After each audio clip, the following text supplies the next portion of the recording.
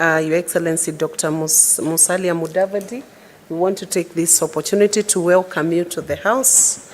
The senators had sent a few questions for you to answer, and you have question number 37 and question number 40. The two questions have emanated from Dr. Boni Halware and Professor Tom Ojienda, Senator Professor Tom Ojienda. And I believe you have done the responses, but I want to take this opportunity to welcome you. The Senate has been waiting to engage with you, and I want to now invite Senator Dr. Boni Halwale to come and give his question.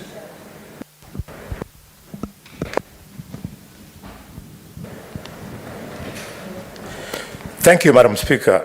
Madam Speaker, could the Cabinet Secretary disclose the number and identities of all Kenyans currently working in the Gulf states? B, how many Kenyans have lost their lives while working in the Gulf states from the year 2022 to date? And C, Madam Chair, what support does the government provide to families of Kenyans who die while overseas? And could the Cabinet Secretary explain inactions being taken by the government to facilitate the repatriation of the body of MS Mildred Busolo Lisanza, deceased, from Saudi Arabia to Malinya village in Kakamega County? I thank you. Prime Cabinet Secretary, it's your chance to answer to those questions. Thank you. Thank you, Madam Speaker. I don't know whether I'm audible. Yes, you are. Okay, thank you.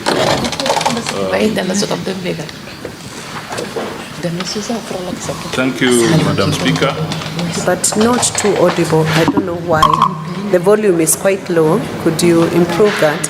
Technical team. I can hear him well, but I'm not sure whether the senators at the back can hear him.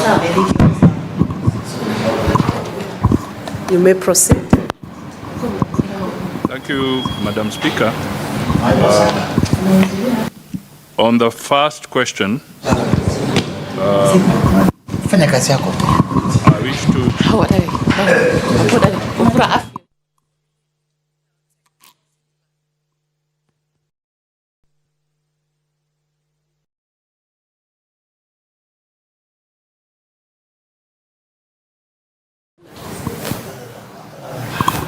Proceed, Honorable Cabinet Secretary. Thank you, Madam Speaker. I wish to state that there are thousands of Kenyans in the Gulf countries who are employed in various sectors.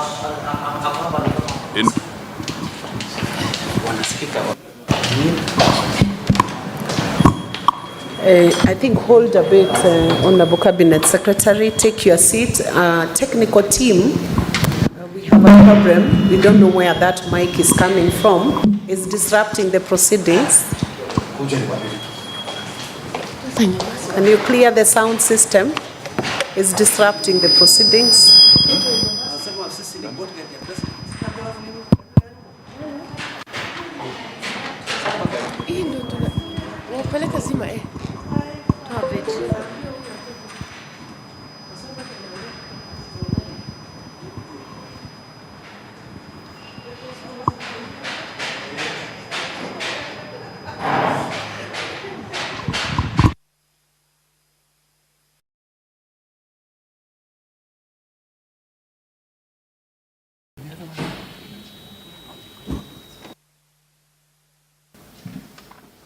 Julia?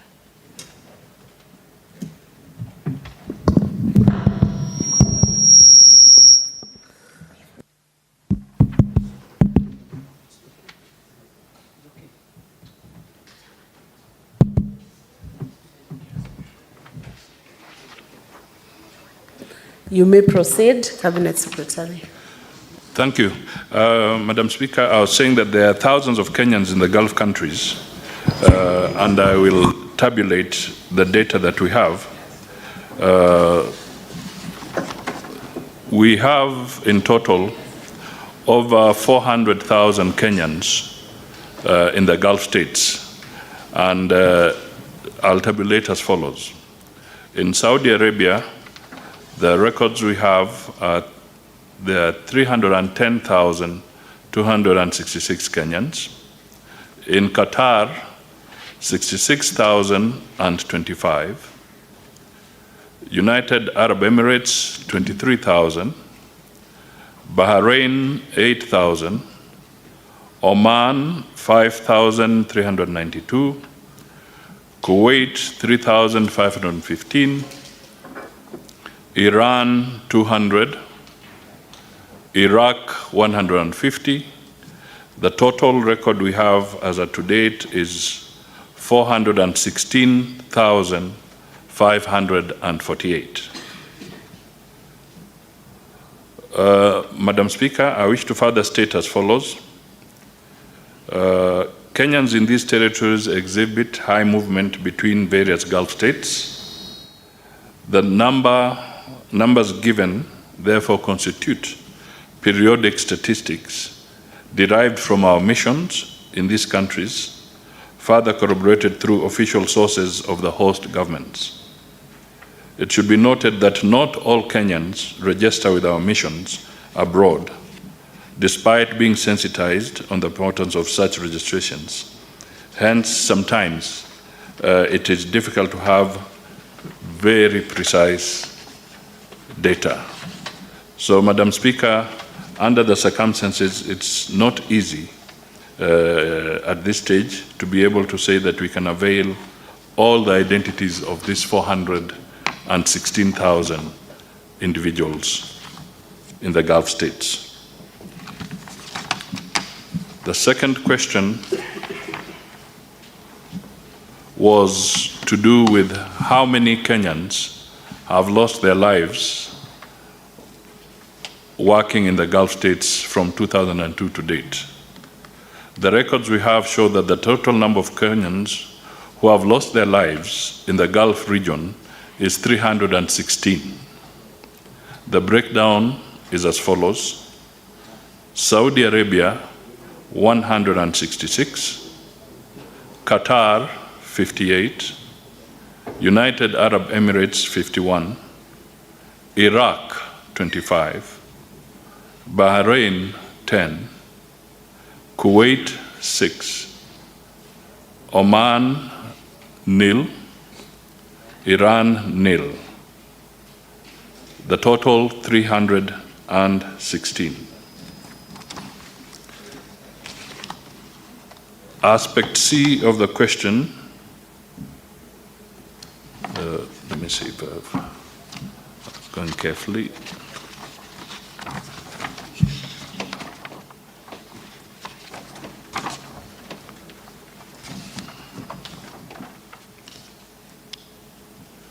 The issue is, what support does the government provide to families of Kenyans who die overseas? And could I provide details on Mildred? Madam Speaker, upon receiving a report on the death of a Kenyan abroad, the first step that our missions do is to notify the family of the demise of their loved one. The ministry does this by liaising with the employer, the foreign recruitment agent, if they're foreign-based, and the local recruitment agent based in Kenya to establish information about the deceased and next of kin. 2, the ministry also has a robust counseling department that offers psychological support to family members, including managing of the information, assessment, counseling, preparation for travel for a family representative or family member, and coordination with family members to receive the body of the deceased. The ministry also establishes the migration status of the deceased where possible, coordinates with the employer, the government agencies, diaspora groupings, other stakeholders and the family, while ensuring that the body of the deceased is well preserved ahead of repatriation back home. The ministry also follows up on the benefits and entitlements of the deceased person from their place of work in accordance with the applicable laws of the host country. Fifth, the mission facilitates obtaining of a post-mortem report to establish the cause of death and provides necessary documentation to facilitate the repatriation of the body back home. This includes issuing a no objection certification for the body to be transported to Kenya. The ministry also facilitates administrative procedures, including police investigations, if any, and a settlement of hospital and medical bills as appropriate. The ministry also coordinates with the deceased family on the arrival at the arrival port and date and facilitate to receiving of the body. Where the deceased is not employed or out of immigration status, the embassy liaises with the ministry to inform the family to enable them to make necessary arrangements, including sending a representative or a family member to facilitate repatriation of the body back home. Madam Speaker, there are limited resources available in terms of government support and facilitation for actual payment of bills of the deceased, as well as repatriation of mortal remains. However, in extreme cases and on a case-by-case basis, the ministry has invoked such support for extremely needy cases. For instance, in the case of Albania, there was medical evacuation, there was the death of an athlete in Mexico, and a student in Finland, where the ministry had to bear the costs. In many other cases, the ministry works and mobilizes the diaspora through associations to raise the necessary funds to facilitate repatriation. Madam Speaker, the final aspect that I wish to respond to is with regard to Madam Mildred Bosolo Licenza.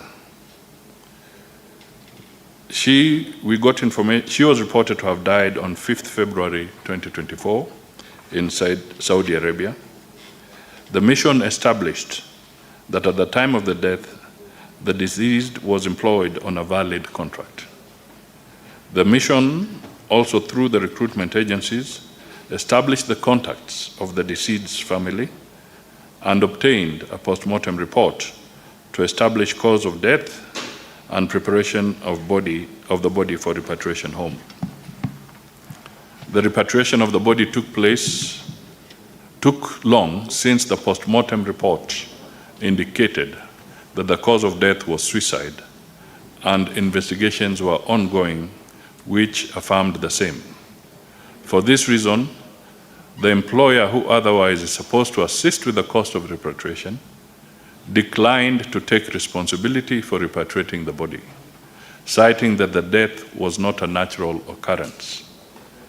The ministry, through the embassy, escalated the matter to the labor authorities of Saudi Arabia to compel the employer to resolve the matter as required by the employment contract. I therefore wish to report that the employer eventually, after the pressure, took up the matter, and the body of Ms. Mildred Bosolo Licenza was repatriated to Kenya on Thursday, 9th May 2024. I submit. Thank you, Cabinet Secretary. Senator Boni Halwale, you have an opportunity now to clarify any issues that you have through asking two questions. You could ask one now and one later, or you could ask both of them right away to the Cabinet Secretary. Thank you, Madam Speaker. Madam Speaker, I would want to ask two questions. One now, then give colleagues an opportunity to raise their issues. Then the second one at the end. The first one, Madam Speaker, it is the policy of the government, at least going by the pronouncements of the President on many occasions, that we try and assist as many youth as possible to get employment opportunities outside the country. Madam Speaker, is it not shocking that despite that policy, the Prime Cabinet Secretary is not able to tell the country the identities of the Kenyans working outside the country? Madam Speaker, that a whopping 316 of them have died while out of the country. It shows, Madam Speaker,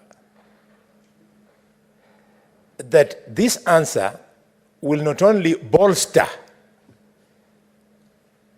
the employers who, in one way or the other, contribute to the death of these people, but also it will discourage parents from encourage. Yes, Speaker, I know where you're going. Senator, you do not know where I'm going, Senator Boni, because I have not indicated. Yes. I want you to phrase your question. What you're giving now are views or debating the matter. You I hear you. Phrase a clear, concise, precise question. Yes, Madam Speaker, on a complex issue like this of death, I believe senators are allowed to build the question. I was building the question, and let me leave it there. Let me not build it any further. We have 3 cabinet secretaries today coming to answer many questions of varied matters of national importance. I would beg that you make it precise and short and clear so that it's possible for the Prime Cabinet Secretary to respond. Thank you, Madam Speaker. Madam Speaker, what I was building to is that could the Cabinet Secretary be compelled to table the list of all Kenyans working in these Gulf states so that the parents and relatives can be reassured that the government is on top of things as far as their lives are concerned? Prime Cabinet Secretary, please respond.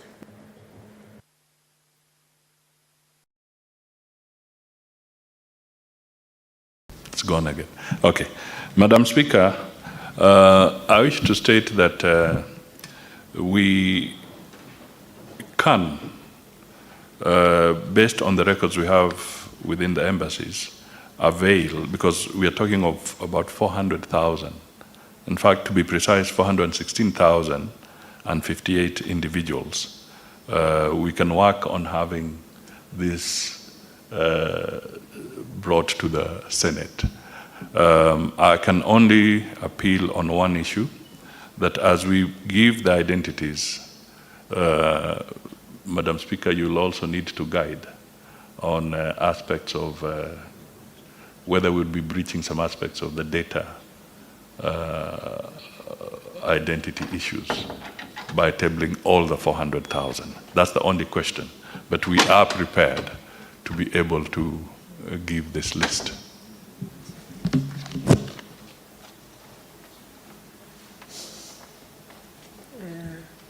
Maybe to give a guide on that, tabling of that data will be subject to the Data Protection Act. So the data may be tabled, but subject and compliance with the existing laws within those parameters so that the individuals are equally protected as that evidence is being given. And then it will be subject to release or examination to the senator who is requesting for it, not for public display, without the consent of the individuals who are working in the Gulf. Thank you. Honorable Senators, you now have an opportunity to ask questions, but make sure you are not building the way Senator Boni Halwale was building to save on time so that we can accommodate many more. Senator Derito Kenywa. Thank you, Madam Chair. the question that I wanted to ask is the same question that Bonnie asked. We needed specific, at least I'm happy that it tabulated the numbers. I wanted specific, what are our people, the 400 people, what are they doing in terms of profession? Are they teachers? Are they doctors? Are they house helps, Madam Speaker? And again, our embassies, when we travel outside, when we meet with our people, most of the people that we talk to, they don't seem that they are facilitated by our embassy. Our embassy, most of them, Madam Speaker, they complain that they are humiliated in our embassies. Thank you, Madam Speaker. Prime Cabinet Secretary. Madam Speaker, the workers are varied. There are some that are highly skilled professionals. They range from highly skilled professionals, and we also have some that are engaged in the service sector. Some are laborers. So it's very broad.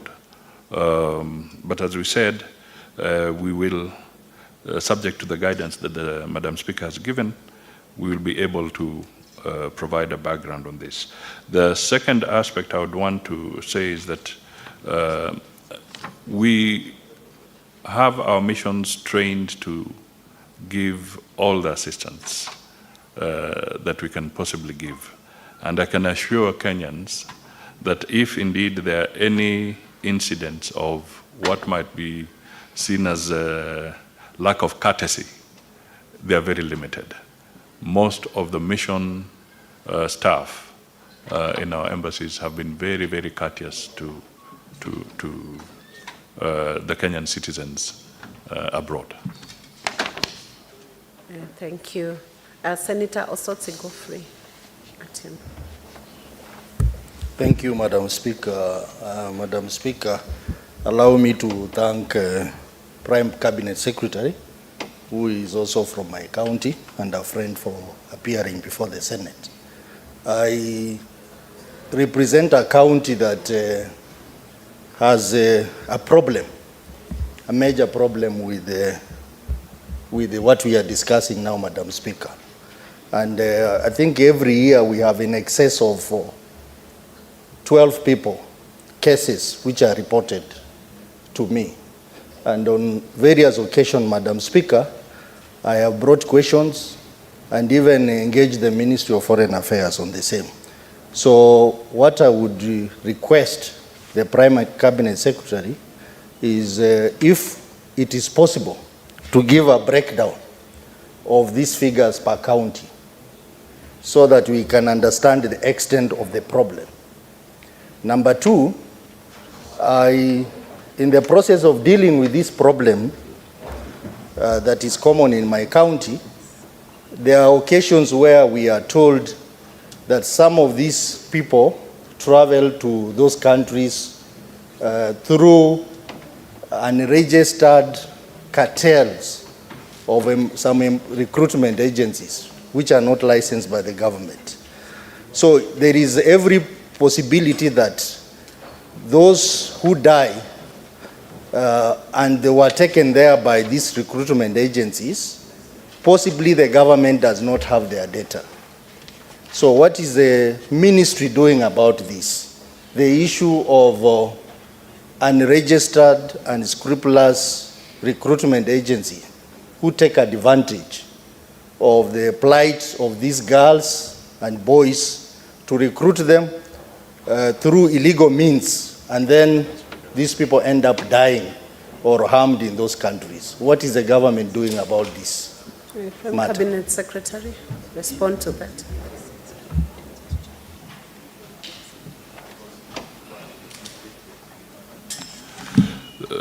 Thank you, Madam Speaker.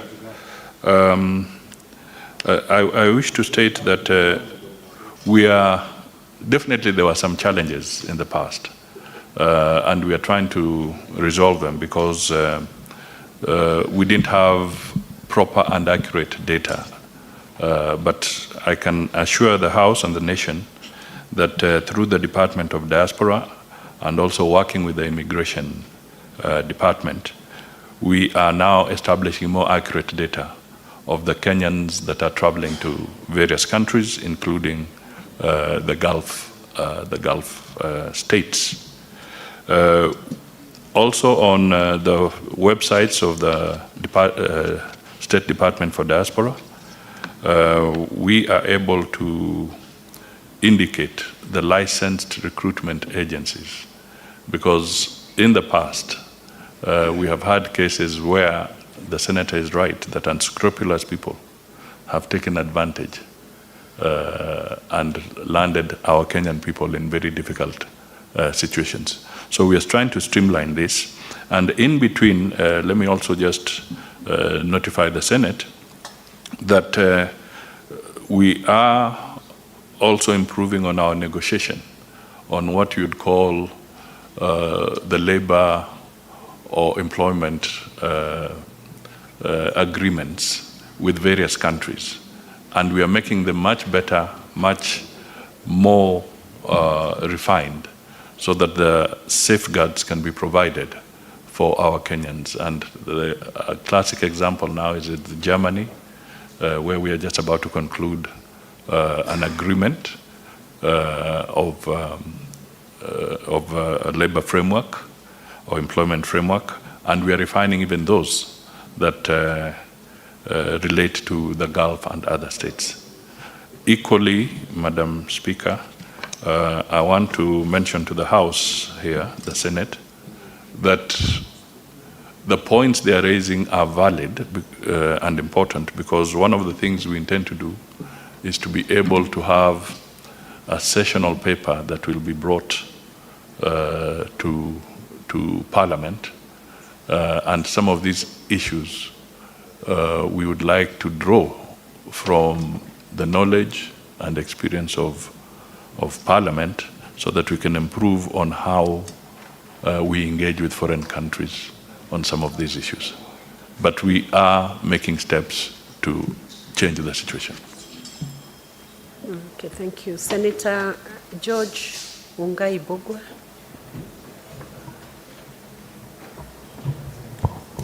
Thank you, Madam Speaker. I would want the Cabinet Secretary to tell this House how far the operationalization of the Migrant Welfare Fund has reached. Thank you. Cabinet Secretary.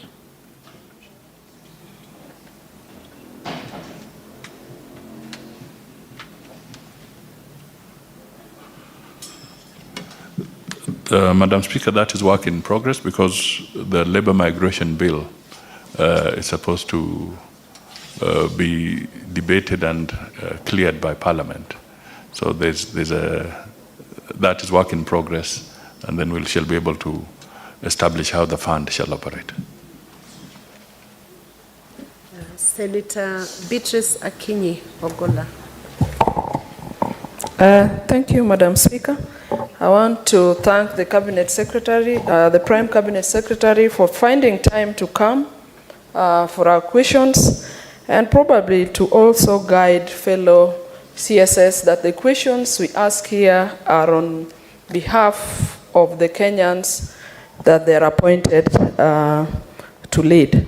My question to the Prime Cabinet Secretary is, Madam Speaker, why does it take the embassy sometimes a long time to respond to the distress calls of Kenyans, especially in the Gulf, taking into consideration, Madam Speaker, that the government is capable of tracing the details of Kenyans as they exit and as they enter those countries at the immigration points? Thank you.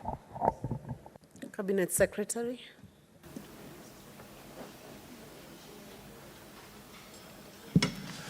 Madam Speaker, as I said,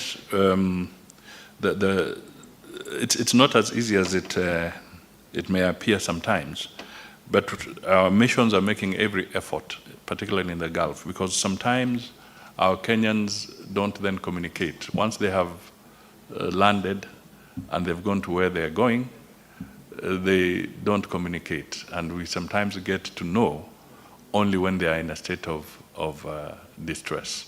So these are some of the things we are hoping to overcome as we establish better data and better communication networks. But I want to assure the honorable member that we will not tire. We'll want to do the best we can to support our citizens wherever they are. Senator Adan Dulo Fatuma. Chair, let me welcome CS to this house. I think part of the issues I wanted to raise has been raised by Senator Osotsi, and CS has tried to assist. My problem is with the agencies, because most of them actually, they are not genuine. They're not also giving proper information. And I think as a ministry, you need to regulate them properly. Number two, Chair, if the credible agencies can be cascaded to the county level, so that those who are at the county level can be able to identify, because that particular area provides employment to our people. So if it can be cascaded to the county level so that they can know who are credible and they can apply through them or get employment, it will be better. I thank you. Prime Cabinet Secretary. Madam Speaker, first of all the agencies that are registered are available on the NEA website. That is the National Employment Agency website. And this information is also shared with the NGAO. This is how we cascade it through the county commissioners all the way, so that this information is available at the district and county offices as well. But one thing that remains is that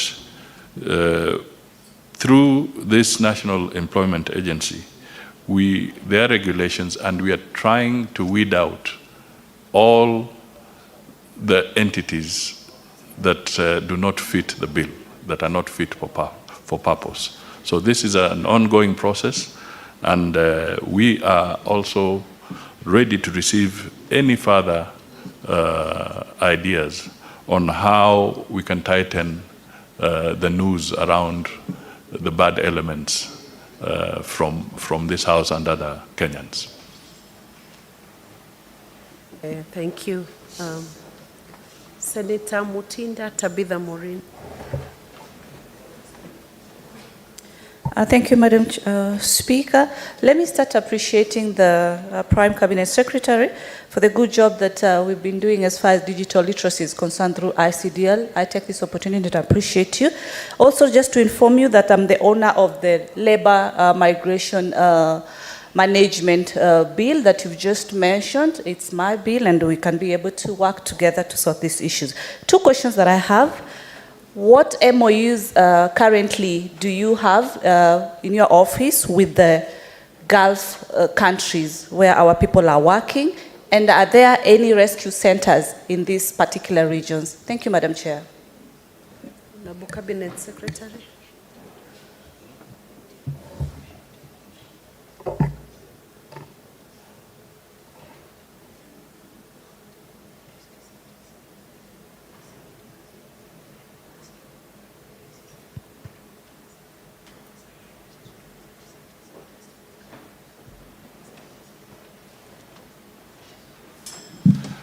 Thank you, Madam Speaker. 19 MOUs are being negotiated as we speak. We are quite advanced with Qatar, United Arab Emirates, Saudi, and we have a few rescue centers.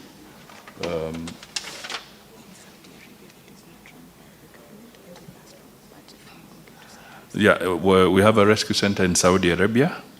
And the other one, Madam Speaker, is that we are looking for resources.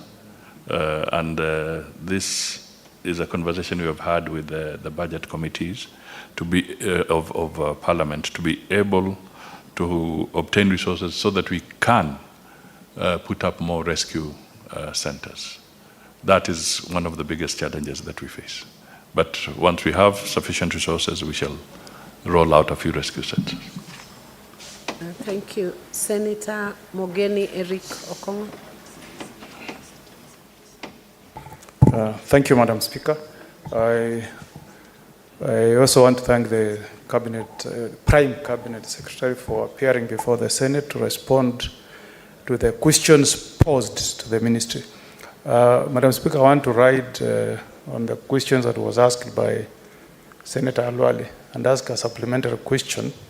And I want to make a disclosure that I did raise this matter before the Prime Cabinet Secretary, so is aware, and I thank him for having accepted to receive me when I went to raise this question. The case of Joshua Makon Amenya, held up in Somaliland. Could the Prime Cabinet Secretary give us an update whether there has been any progress to secure the freedom of this Kenyan held in Somaliland? And two, just a clarification on the response by the CS.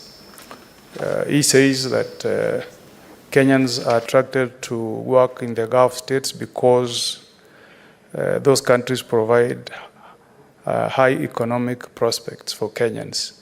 Could the CS kindly give us a breakdown on earnings for Kenyans who work in the construction industry, agricultural industry, and the domestic workers? How much do they earn in those countries? Thank you. Prime Cabinet Secretary, can you respond to that? Thank you, Madam Speaker. I must state that on the issue of the level of earnings, that is data that would require a little more time to obtain.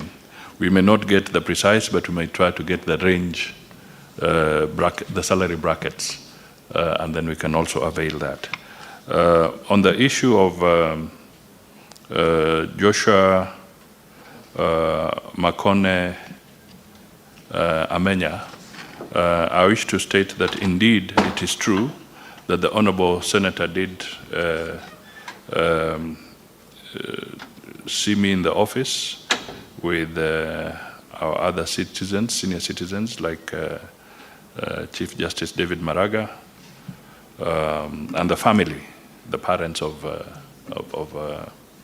Mr. Amenya and also his wife. And I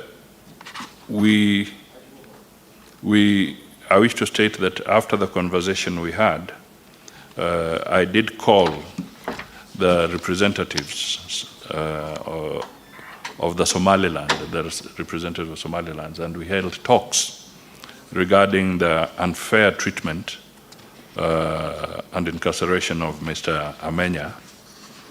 And they then said that they would be going back to their headquarters, revert to the headquarters and come back with an updated position. Unfortunately, to this date, they have not come back with a comprehensive response as to why they continue to hold this gentleman. I would also like to let the members know that this is Somaliland, not the federal government of the Republic of Somalia. So we have not stopped in pursuing the agenda. I continue to push it personally so that we can have a response and hopefully facilitate the release of Mr. Joshua Amenya, because the circumstances under which he is being held from where we sit are clearly unreasonable. Thank you. Thank you, Honorable Cabinet Secretary. Majority Leader, Senator Aaron Cheriot. Thank you, Madam Speaker. Madam Speaker, I just have one question to the Prime Cabinet Secretary, and I appreciate the precise answers that he's giving to the issues that are being raised by senators, which is quite commendable. I see the Prime Cabinet Secretary is accompanied by, among others, the PS for Diaspora Affairs, Therefore, my question is in regard to the 19 bilateral labor agreements that he alluded to earlier, and I have heard the President speak about it in public forums on many occasions.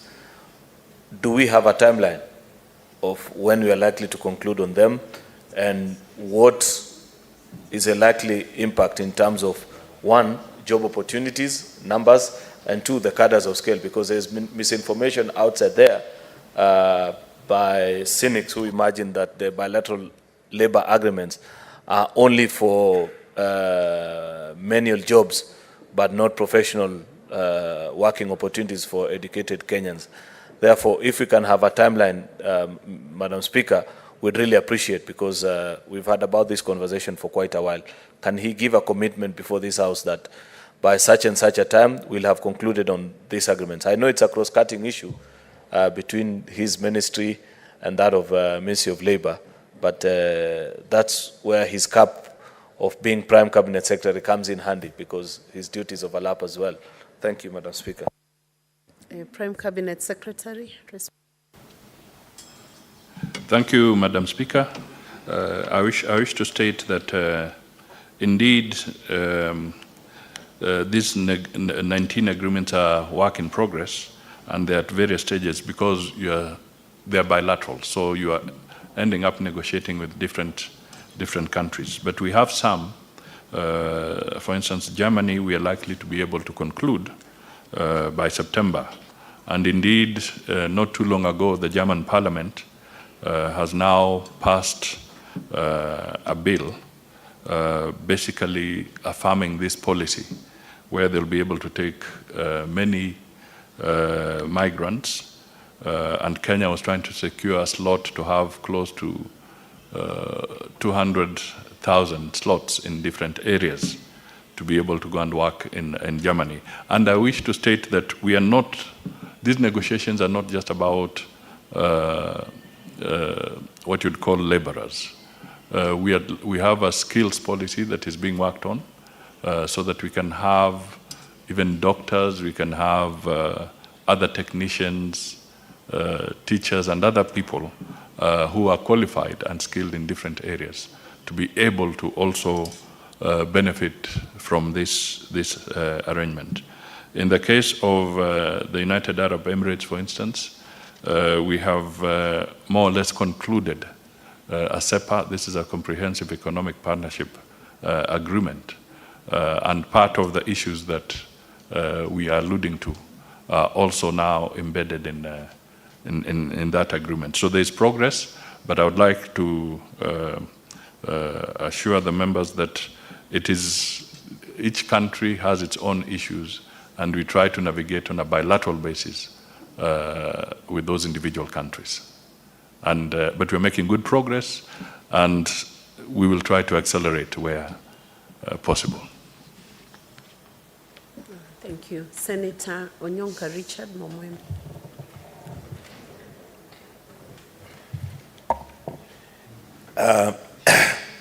Thank you, Madam Speaker. CS, I'm happy to see you, even though you're covered by the presidential, but I'm sure you're seeing me from where you are. First of all, I would like to say that I'm happy that you're dealing with this issue. I have previously, as you are aware, worked in the same position you're working now. And one thing that has shocked me, Madam Speaker, is that the things that we were talking 10 years ago, it looks like nothing actually did happen. So I would like to ask the Minister to tell me that out of all the bilateral labor agreements that you've signed with the countries that you've signed, the question I wanted to ask you is whether you are proactively, and if indeed, as you say, that these agreements are going to deliver some fruits, whether you are proactively engaging yourself in preparation to make it possible that when these people are able, our people are able to go and get these jobs, they could be handled and managed in settling in and what needs to be done, and whether the Minister is aware that the reason why the labor contracting agreements in our country and the reason why our people keep suffering out there once they go to those countries to work is because most of those agreements are actually hidden. Nobody knows what actually is written in there. Nobody understands what the terms and conditions are. So I'm hoping that when the minister has signed those agreements, he will enable the Labour Committee of the Senate to interrogate that agreement and make sure that we are able to understand what is in it and what we have gained, and if any, what the terms and conditions are.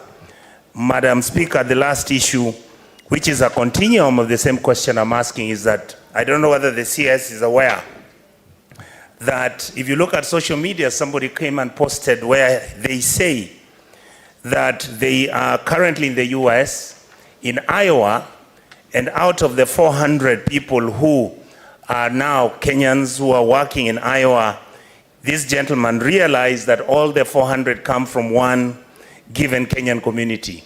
The question I wanted to ask the minister is whether he's aware that his government is recruiting individuals according to their tribes and shipping them over to whichever country they are going to work, and whether he is trying to solve that problem given the fact that Kenyans are expecting equity and fairness when these opportunities come, particularly given that many of us in the Senate represent the county governments. Can the minister promise this House that when those positions come out and they're going to be distributed to Kenyans, particularly those ones that are targeting certain areas, that all our 47 counties are going to be included, and they will also get the small cake of whatever that the government is trying to bake? Thank you, Madam Speaker. Prime Cabinet Secretary. Thank you, Madam Speaker. First of all, I want to state that one of the things we want to pursue in government, and even in the Ministry of Foreign Affairs, is an open government policy. By open government policy means that we do not intend to hide any information. We want to share information with Kenyans. They're entitled to it. And therefore, when we conclude any MOUs, they shall not be hidden, they shall be made available to the relevant committees of Parliament. And as I said, Madam Speaker, is that one of the things we are also planning to do, to bring before Parliament, is a sessional paper to have our members deliberate and guide appropriately on Kenya's foreign policy, foreign and diaspora policy. Because all along, this has been confined to the executive, documents are confined to the executive. We want, for the first time, a comprehensive discussion on Kenya's foreign policy. And some of these issues, I'm sure, we will benefit. That document will benefit immensely, or be enriched immensely, from the wisdom of Parliament. The second thing that I want to emphasize is that these recruitments have been largely private sector driven. They have not been government driven, but the government will not entertain an ethnic driven arrangement when getting people opportunities outside the country. Madam Speaker, some issues are historical, and we all know them. For instance, and my brother, the senator, is very vast in this. He knows that if you went to Minnesota today in the United States, because of historical purposes, you're likely to find a certain inclination of Kenyans, because there were those who broke the ground in that area, and they tend to then invite more and more to come. If you went to LA and Atlanta, you'll also find a similar pattern. So there are some aspects that were there because the pioneering Kenyans who went there earlier laid ground for a number of other Kenyans to join them. So it is not a deliberate policy of government to pursue that. But thank you for highlighting that, so that as we reflect on these opportunities, we remain national in outlook. Thank you. Thank you, Honorable Cabinet Secretary. Senator Ekomwa James Lomenen. Thank you, Madam Speaker. I would want to ask this question to the Prime Minister. Is the Prime Minister aware of the Ethiopian military who have infiltrated a place called Anona in Sololo sub-county in Marsabit? Senator Lomenen, you know there is a cardinal principle. When you are asking for questions, there must be an offshoot of the primary, the principal question that brought the Cabinet Secretary here. Is your supplementary question in line with that policy? Yes. How? Infiltration of Ethiopian military in Sololo sub-county in Marsabit. I would guide you to phrase that question, give it to the Secretariat, and give an opportunity to the Prime Cabinet Secretary to come and substantively respond to such a crucial and important question. It does not emanate from the data he's dealing with, those Kenyans working in the Gulf. The original question, consult Senator Halwale.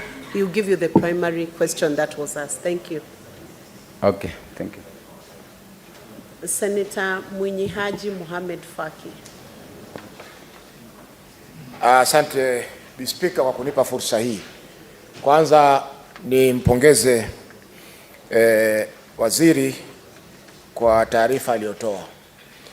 Mheshimiwa Speaker, niko na swali moja ambalo limegawanyika pande mbili.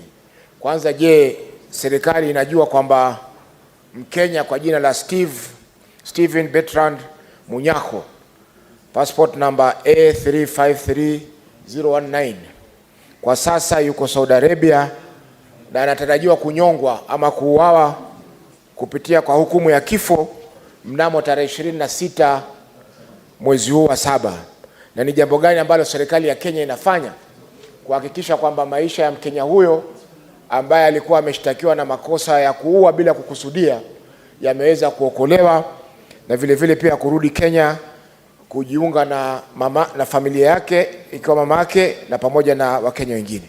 Mheshimiwa Speaker, swala la pili ni kuhusiana na Mkenya mwingine kwa jina Nixon Daudi Mwango ambaye alihukumiwa na kwa sasa ameachiliwa, lakini bado yuko katika jela mjini Riyadh, Saudi Arabia, kwa makosa ambayo pia mahakama haikumpata na hatia, lakini anatarajiwa kurudi kurejeshwa nyumbani kwa sababu ya kumaliza kesi hiyo. Na mwisho, Mheshimiwa Speaker, you should only ask 2 questions maximum. Zinalingana, Mheshimiwa Speaker. Let him respond to those 2, Senator Faki. I have 5 more senators Thank here. you, thank you, Madam and Speaker. We need to move to the next Thank question. you, Madam Speaker. Prime Cabinet Secretary, please respond to that. Thank you, Madam Speaker. Yes, we are aware of the case of Stephen Bertrand Munyako, who was incarcerated on a case of manslaughter in Riyadh, and I wish to state that a few weeks ago I did write officially to the Foreign Minister of Saudi Arabia,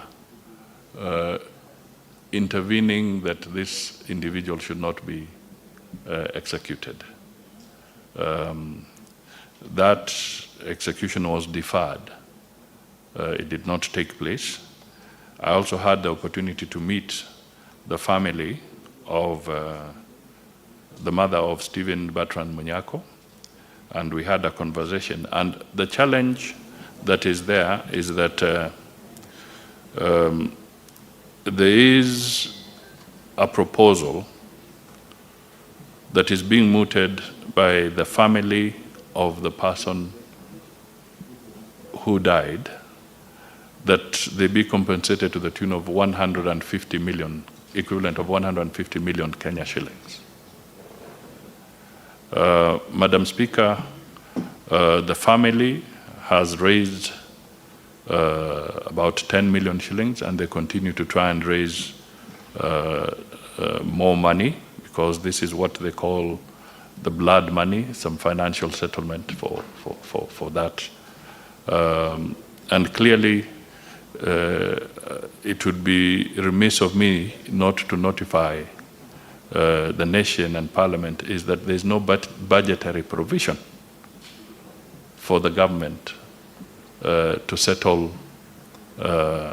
this kind of situation, whether in Saudi or any other country. But the ministry and the government is doing what it can to see if this matter can be resolved differently, and perhaps if the family that lost their individual can perhaps climb down from the high level of 150 million Kenya shillings so that this case can be resolved. So it is work in progress. It's a conversation that is ongoing. The second one, which you talked about, we are yet to obtain information, so I will not be able to respond immediately to that specific one. I will need a little more time to get more details on that one.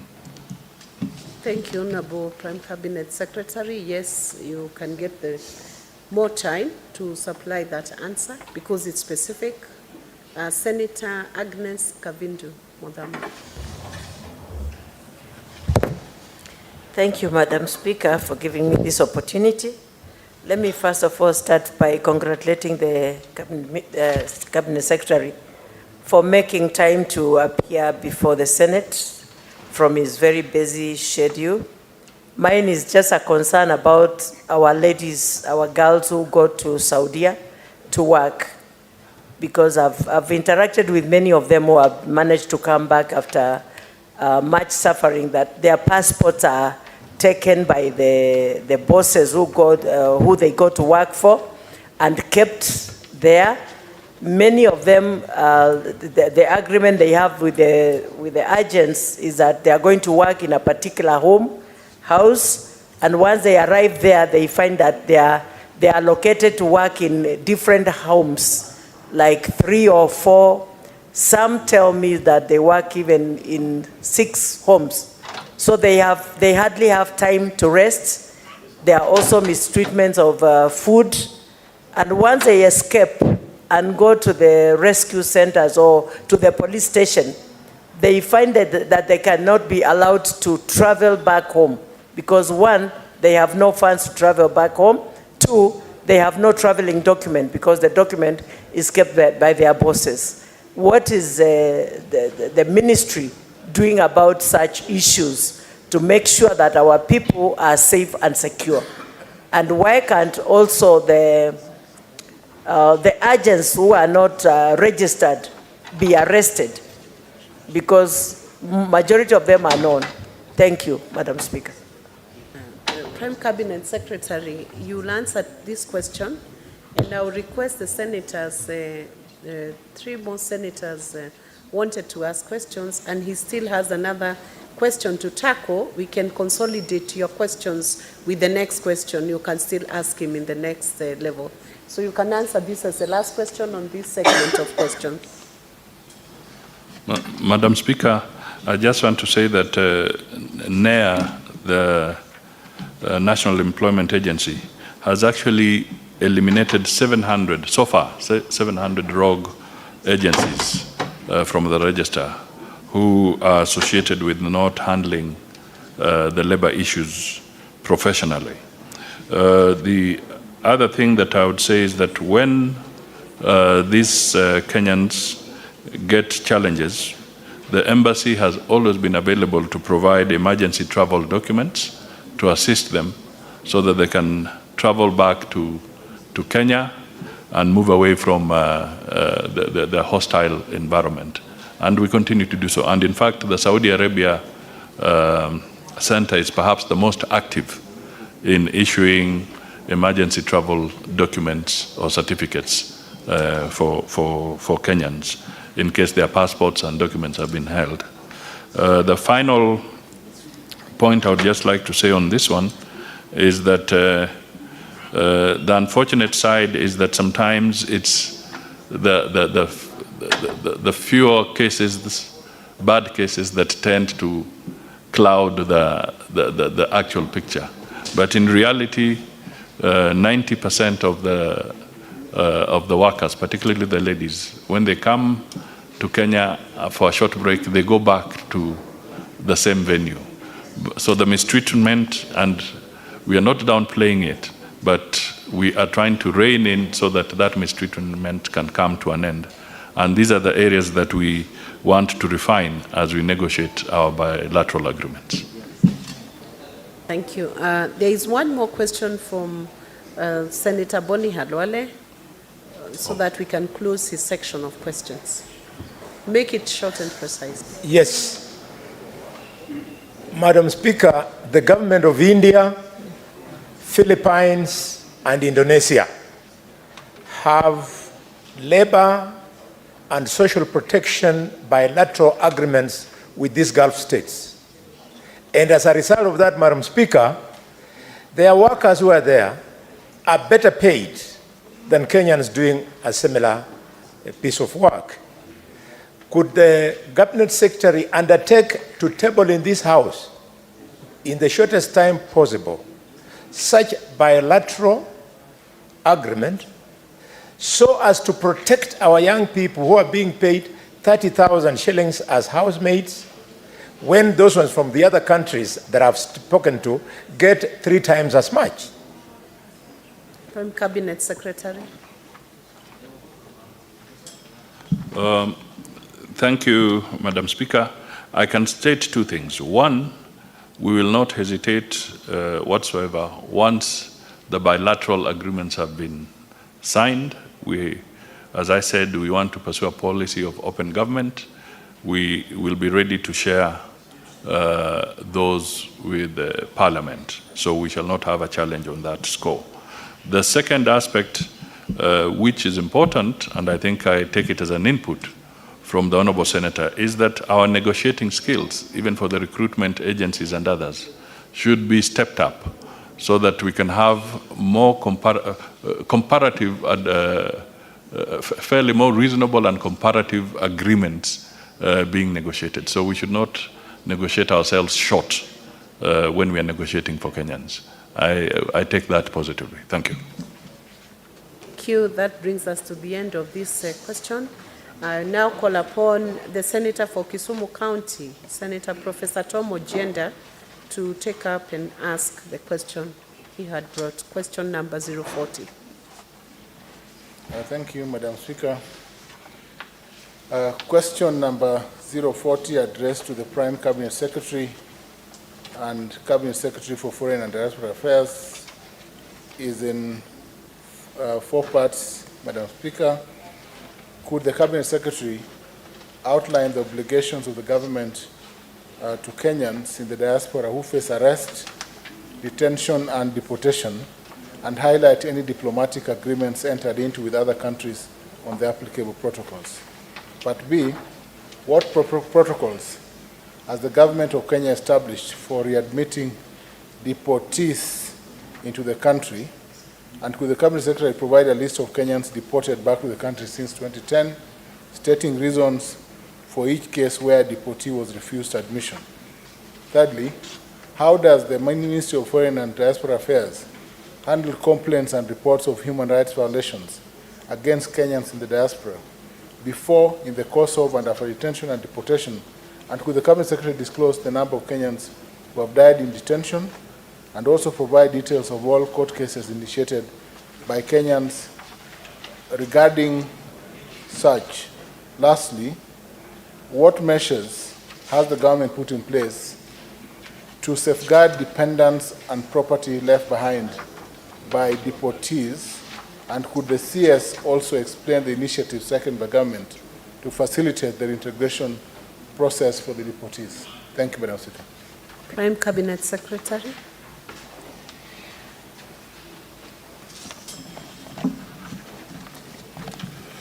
Thank you, Madam Speaker. The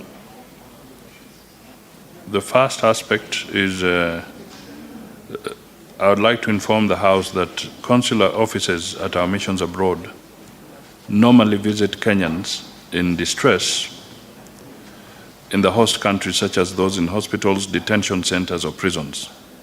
They offer assistance that includes issuance of emergency travel documents to Kenyans in the diaspora at home who may be in distress and want to voluntarily return.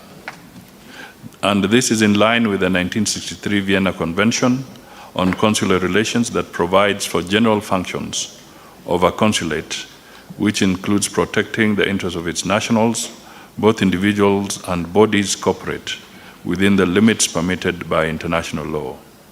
The consular functions listed in Article 5 include issuing passports and travel documents to nationals of the sending state and assistance in succession matters.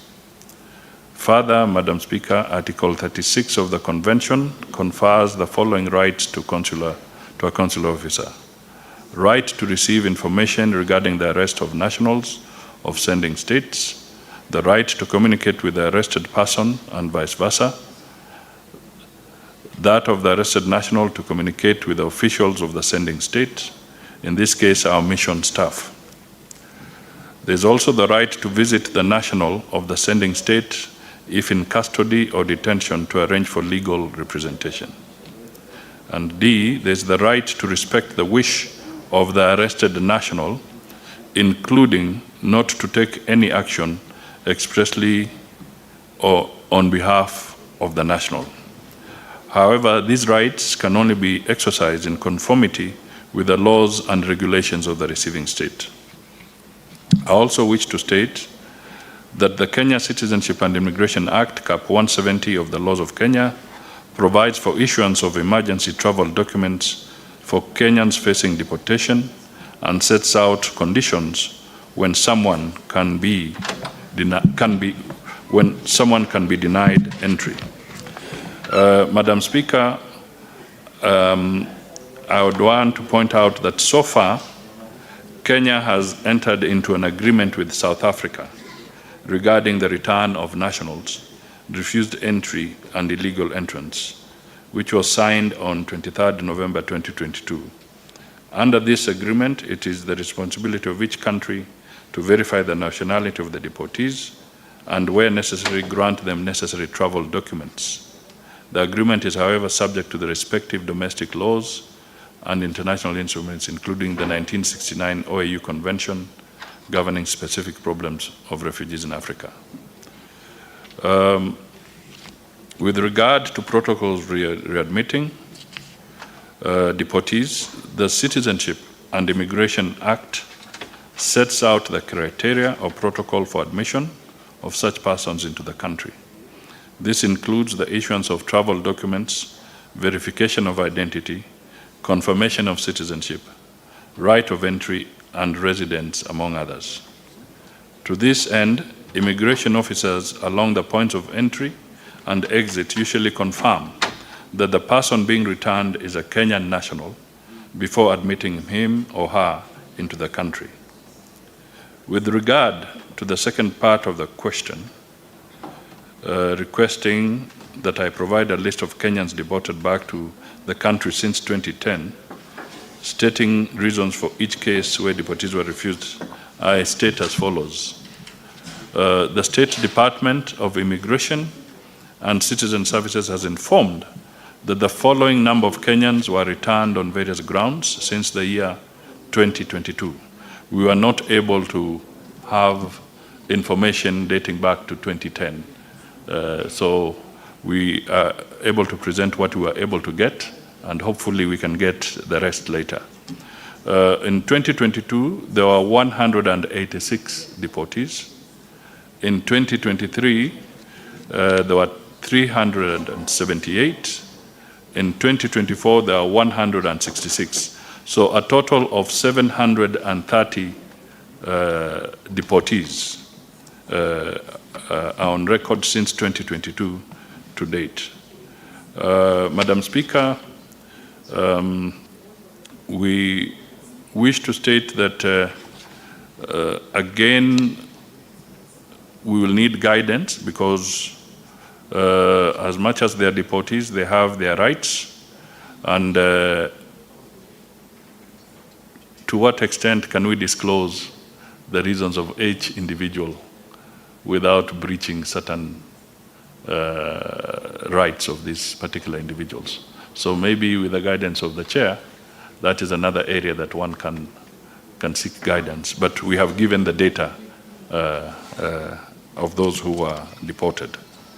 The third aspect is how does the Ministry of Foreign Affairs handle complaints and reports of human rights? In this regard, I wish to state that Kenya recognizes the sovereign right of any nation over their territory, and in managing their internal affairs, including admission and stay of persons in their territories, it is the duty of every Kenyan, therefore, to obey the laws of the receiving country.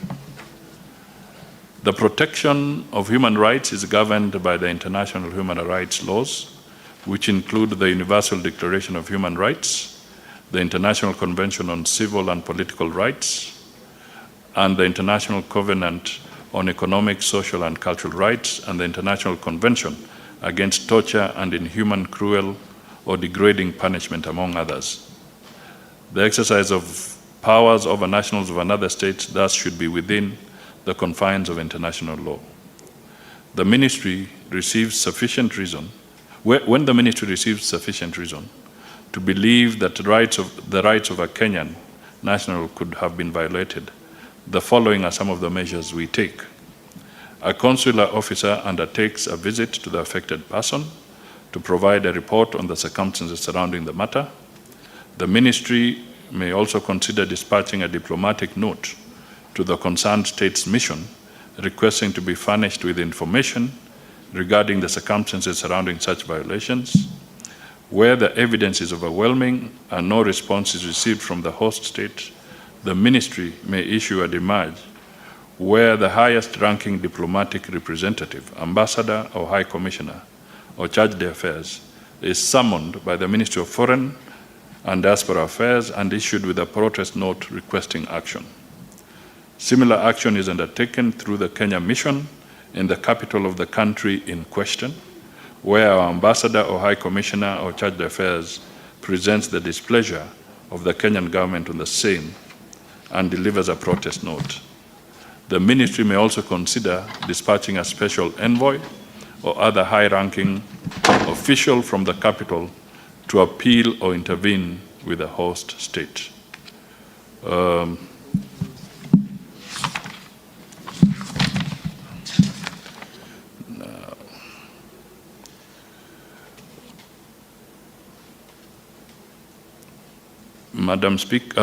Mr. Speaker, sorry, I didn't realize there was a change. Mr. Speaker, let me also point out that we are yet to get the accurate data on the Kenyans who have died in detention. So that figure at this point in time is not available, but we'll be ready to avail it once we have the accurate figure on that particular aspect. Finally, there is the issue of the responses to safeguard dependents of property left behind by the deportees. I wish to state as follows. The ministry so far has no safeguards in place with regards to the dependents and property left behind by the deportees, since such property is governed by the laws of the host country. However, there are other channels available for pursuit of such as a follow-up with the authorities through diplomatic channels if such a matter is brought to the ministry's attention.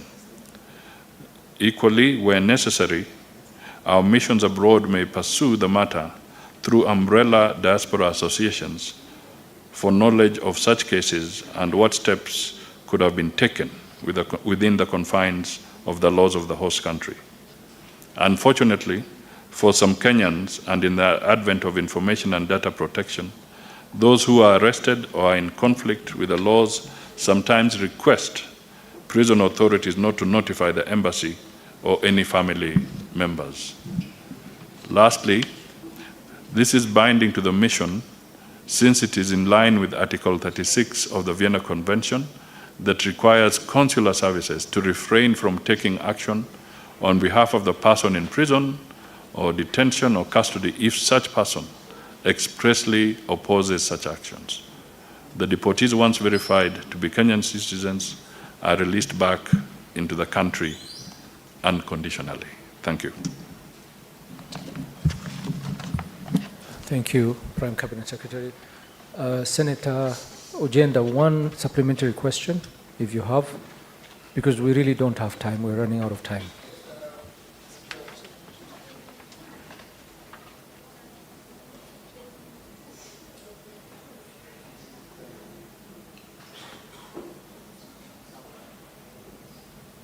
Speaker, I thought there was a Gen-Z sabotage, but it is a Wednesday. Mr. Speaker, I am satisfied with the responses by the Prime Cabinet Secretary, and as a student of international law and diplomacy, I will reach out to the CS to clarify some of the data that he has alluded to. I am satisfied and I have no follow-up question. Thank you, Mr. Speaker. Thank you. Senators, we really are running out of time, and with your indulgence, I will have to cut this session short because the other two cabinet secretaries are already here, they've arrived. So I will only allow two supplementary questions, one from Senator Mo Fire and the other from Senator Juma Issa Boy. And please be very brief and one question only. Please go straight to your question. Thank you, Honorable Speaker. I want to revisit the concerns of my senior Senator Lwale on the issue of not having clear data of Kenyans abroad. I mean, should not arise because our immigration department that clear people to travel at the airport should have the data.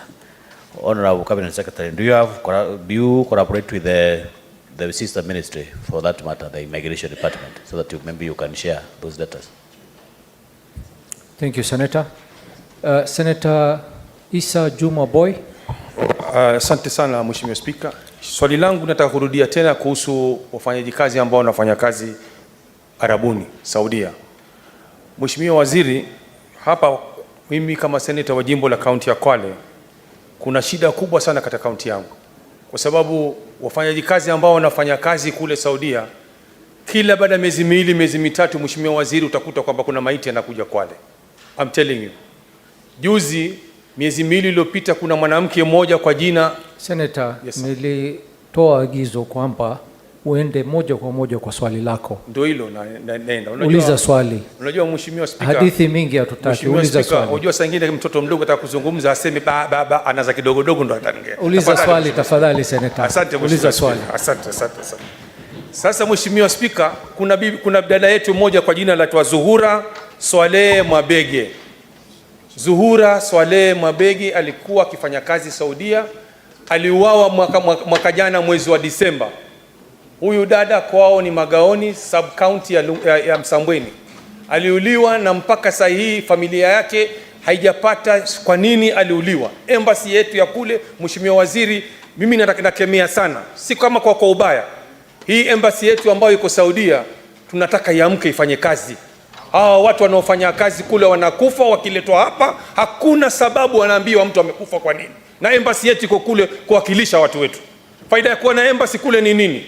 Mpaka sisi viongozi tupige kelele, tupige masimu, tuulize ndio maiti ziletwe. Mheshimiwa Waziri, nakemea sana embassy yetu. Na kama nasema urongo, waseneta wenzangu watasema kweli. Ni kweli si kweli watasema Mheshimiwa. Wanakufa na hatupati sababu kwa nini. Sasa hii huyo mama amefariki ni mwezi wa 4. Familia yake mpaka leo hajajua aliuliwa kwa namna gani. Maiti ililetwa mwezi wa 3 tukazika huko nyumbani. Na si moja Mheshimiwa Waziri, wengi sana wamekufa. Wengi sana. Si Kwale peke yake. Karibu Kenya nzima wanakufa Saudia na embassy haitoi sababu kwamba huyu mtu amekufa kwa lengo gani? Ameuliwa kwa nini? Wao ni kimya tu. Ukiwauliza embassy hakuna sababu yote, Mheshimiwa Waziri. Tunasema embassy iamke ifanye kazi. Mtu akifa walete maiti watuambie amekufa kwa sababu gani. Asante sana Mheshimiwa Waziri. Asante, Senator. Cabinet Secretary, if you could please respond to the two questions briefly. Thank you. I think let me say that we are not perfect, and the embassies may not have been perfect, but I believe I can be able to obtain information around Zuhura Swale and be able to share it even with the family, so that this matter can be put to rest. I also want to state that not all, I'm not talking about Zura anymore, that is separate, but some of the people who pass away in these countries, as we get the postmortem reports, not all of them are usually about murder, or some are actually normal aspects that come, cardiac arrest, some are afflicted by terminal diseases like cancer, and they're hit and they end up dying in that place. So we can get a raft of this. But where, of course, it is foul play or it is suspected to be foul play, we always insist on investigations and also post-mortem reports to establish the nature. In Saudi Arabia, we have also now pushed to have a consulate in Jeddah, because not all cases can be handled from Riyadh. So our consulate in Jeddah will also help, in my view, in being able to get more efficiency in Saudi Arabia. On the issue of the data, I wish to reiterate that we did make a commitment that we are available, subject to guidance from the Speaker, because there are issues of data protection, and we want to safeguard that, because Kenyans are entitled to their privacy, and if they are traveling, it would be unfair for me to just table names and say so-and-so, the son of Mudavadi, the son of so-and-so has traveled, and you're making it public without recognizing that they are entitled to their privacy. So we need to be careful as to how we release this information. Thank you very much, Prime Cabinet Secretary, for attending today's session, and thank you for the answers that you've given. At this point, I think we are going to give you leave, and maybe just to mention that we should continue these types of interaction. The questions that are the issues that are brought up to the Senate are usually issues from the public, and they usually demand for these answers. So we hope that we'll have more interaction with you in the future. Thank you very much. And we wish you all the best in your duty, sir.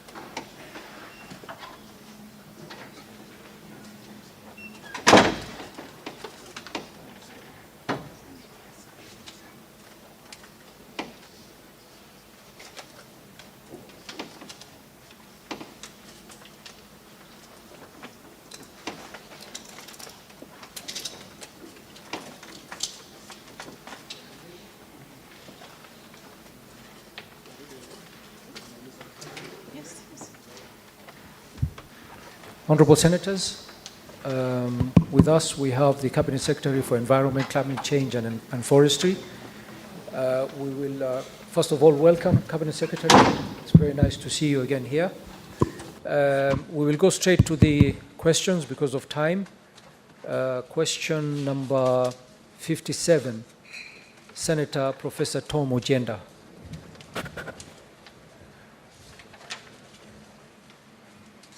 Thank you, Mr. Speaker. I shall ask question number 057, addressed to the Cabinet Secretary for Environment, Climate Change and Forestry, Madam Soipan Tuya.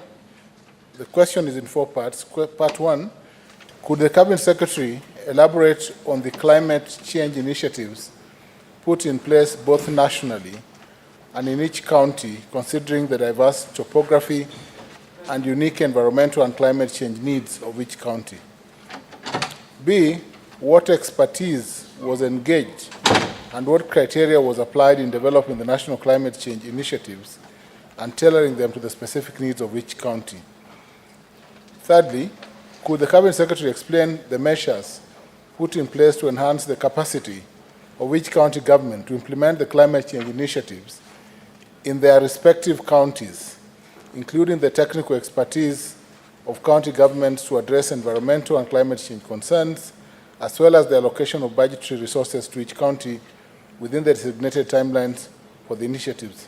And lastly, Mr. Speaker, sir, could the Cabinet Secretary provide progress reports on the implementation of the climate change initiatives in each county? Thank you, Mr. Speaker.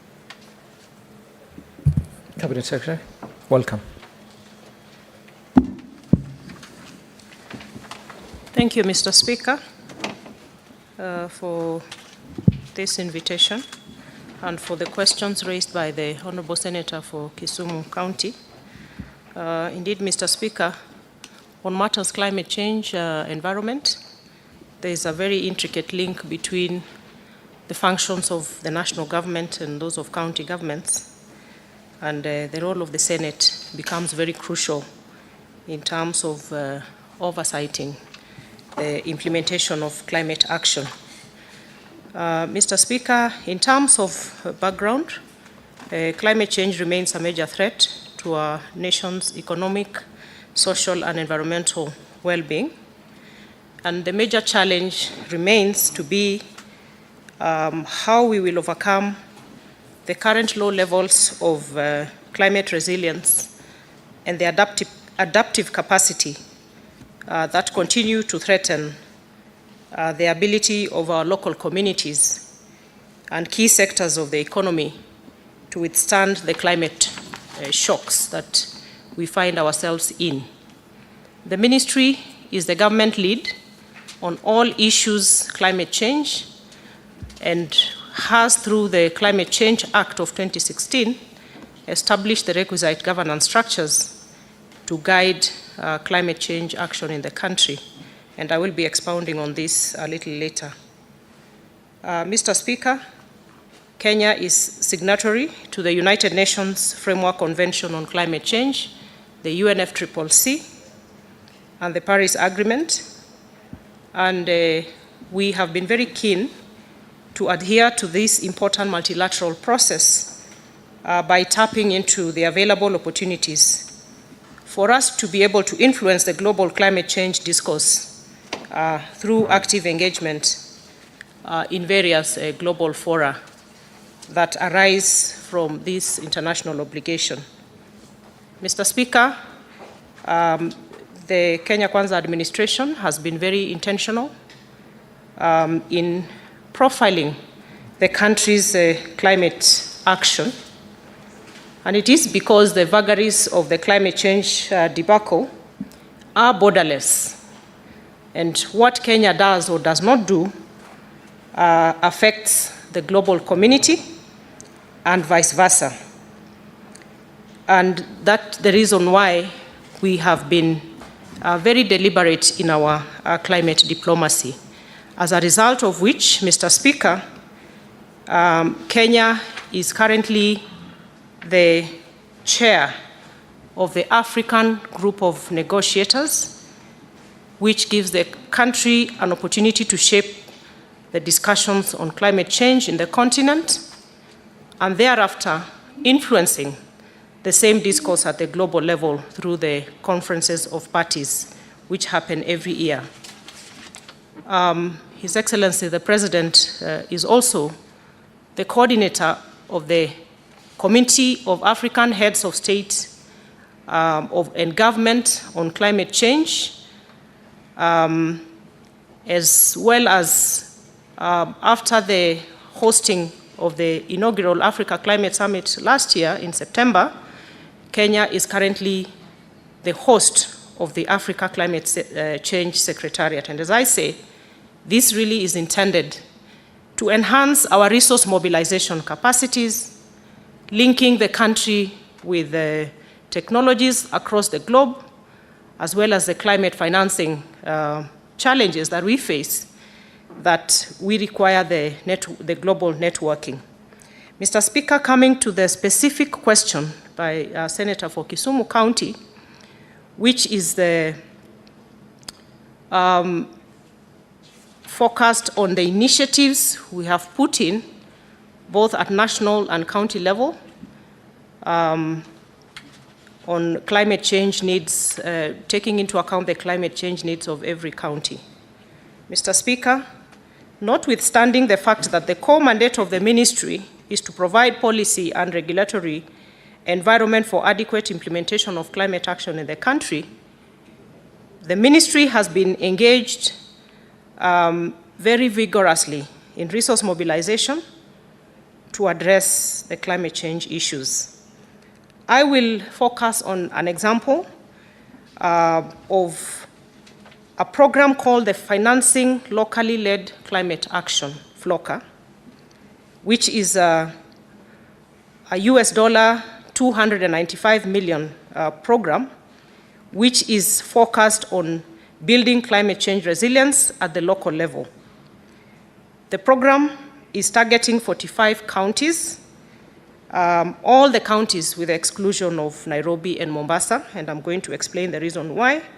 And this program is funded by the World Bank, the governments of Denmark, Germany, Sweden, and the Kingdom of the Netherlands.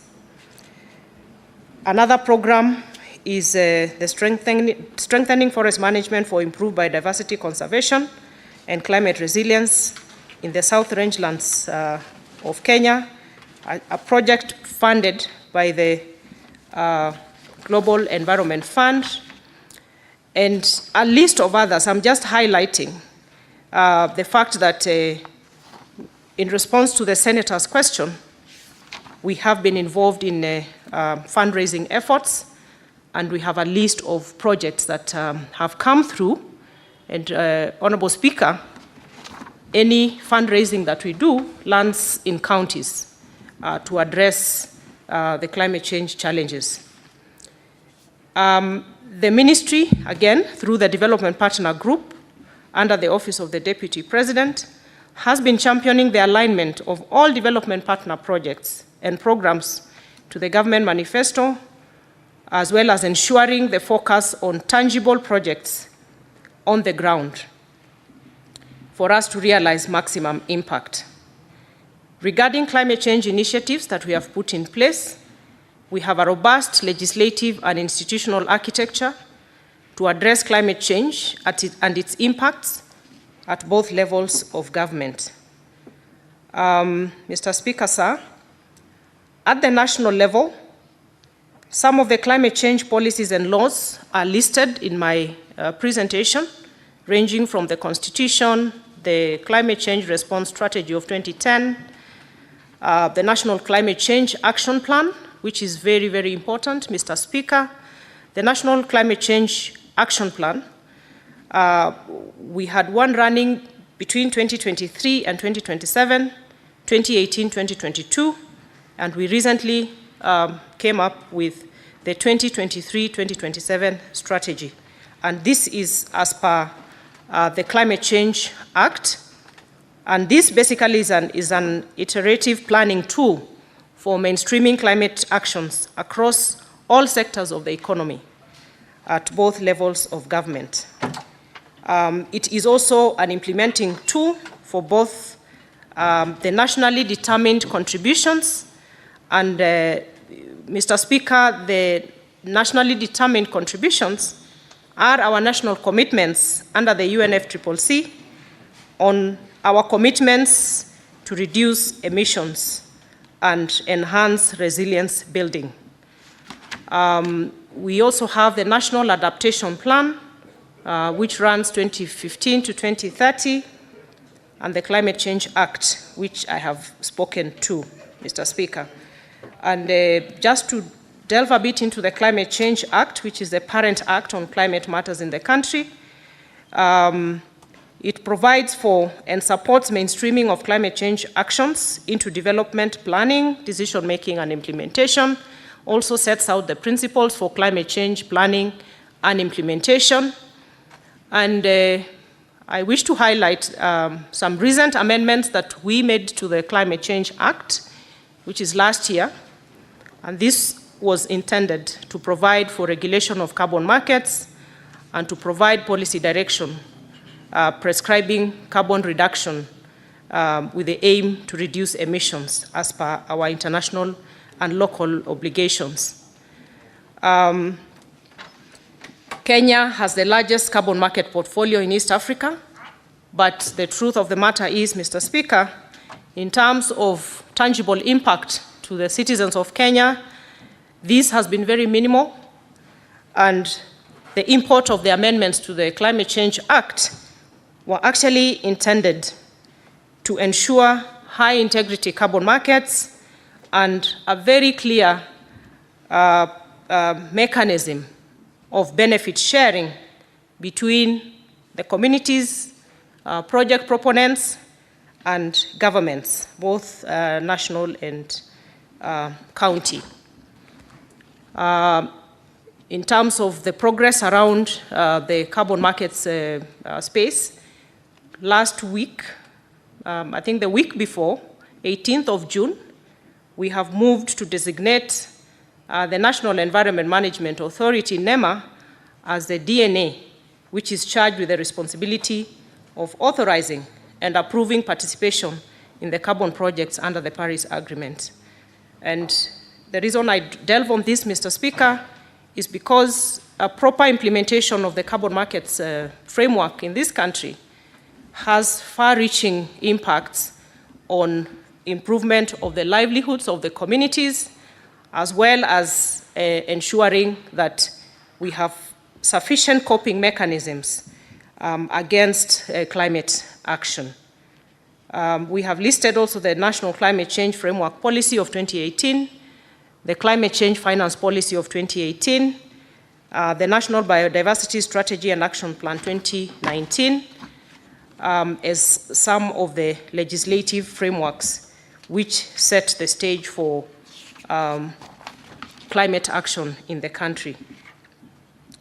Mr. Speaker, it is important to note that the mandate of the ministry is on providing operational coordination on climate change, providing technical backstopping, and requisite climate change policy and legal environment.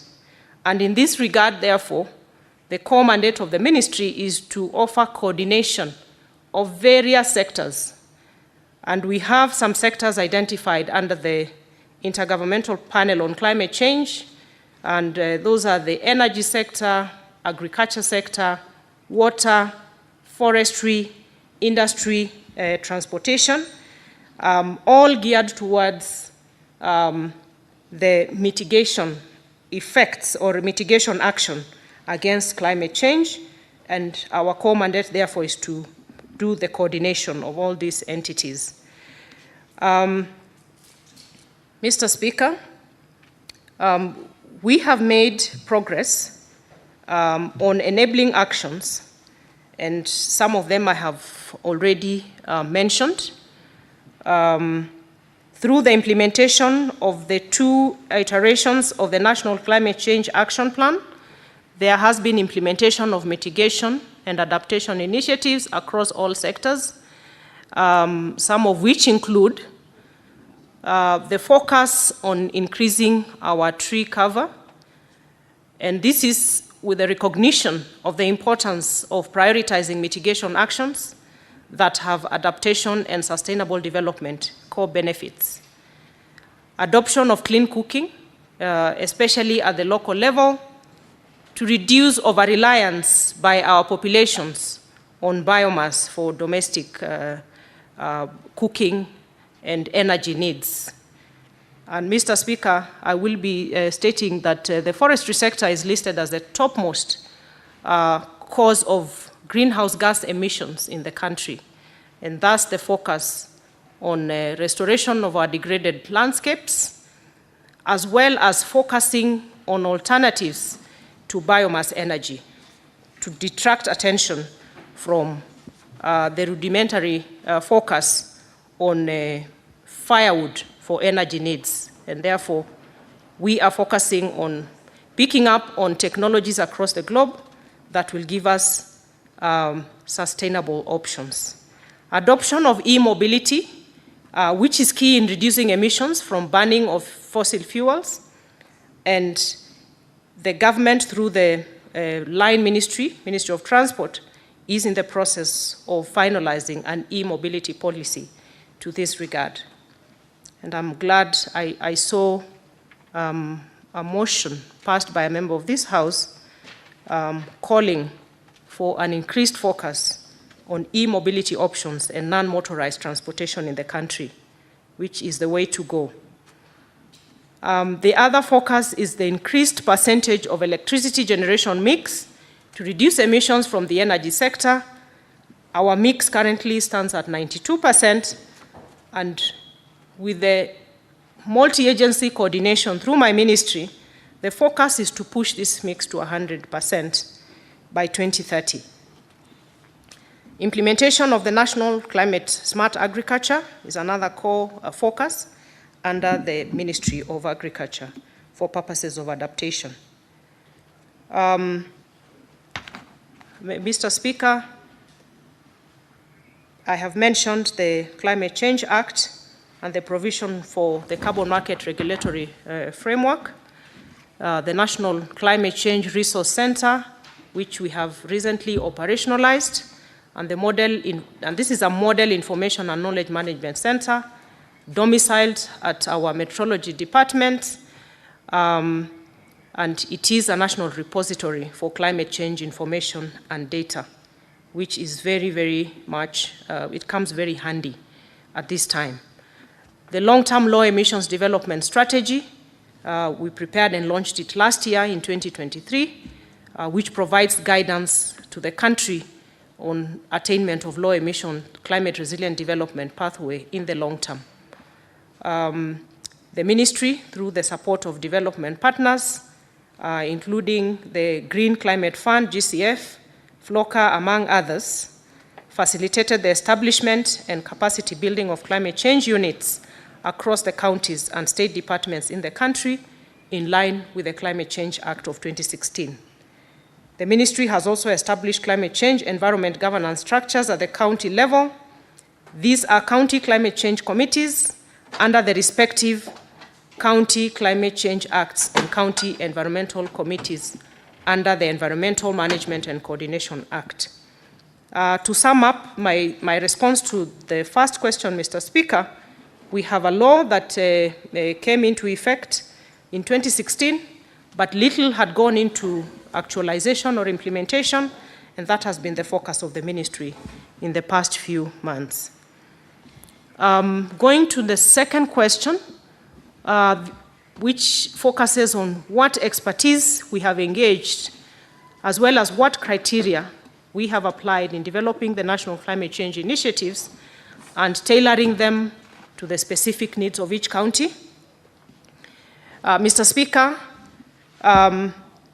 we are mandated to coordinate environmental and climate actions within the country, and having developed several national climate change initiatives, including policies, plans, and programs as required by law, we have also come up with an elaborate and inclusive process for the drafting and validation of national initiatives.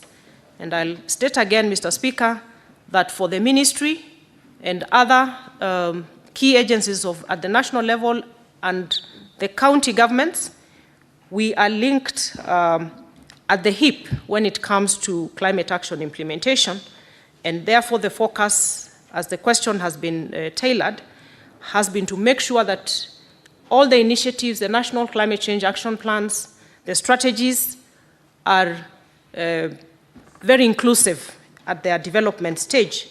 And allow me, Mr. Speaker, to just give us a snapshot of the process that we undertook with the development of the National Climate Change Action Plan of 2023 to 2027, again to demonstrate the expertise we engaged and the criteria applied to ensure that these policies and strategies are tailored to meet the specific needs of counties. At the development of the National Climate Change Action Plan, we started off with a nomination process of a multidisciplinary and multi-institutional team, which was used. This multidisciplinary and multi-institutional approach was used to enable adequate scope and depth of input across all sectors. We undertook mapping of the technical skills and experiences required to identify experts from line ministries, departments and agencies, counties, private sector and civil society, and marginalized groups. Mr. Speaker, we work very closely with the Council of Governors in this regard. The development of the TORs for the steering committee to develop in terms of technical working groups to collect, analyze, and synthesize relevant data and information, and lead consultants to lead the various thematic teams and develop the action plan. We embarked on nomination of a steering committee, members and technical experts from the technical working groups by ministries, departments, Council of Governors, private sector, and all those players. Several working sessions of each technical working group were held to come up with a zero draft of the plan. We engaged in a very robust stakeholder engagement at various levels, at the county technical teams, national experts, special interest groups, a public validation process where the technical working group incorporated stakeholder input. And all these processes, Mr. Speaker, led to the successful launch of the National Climate Change Action Plan 2023-27 during the Africa Climate Summit last year.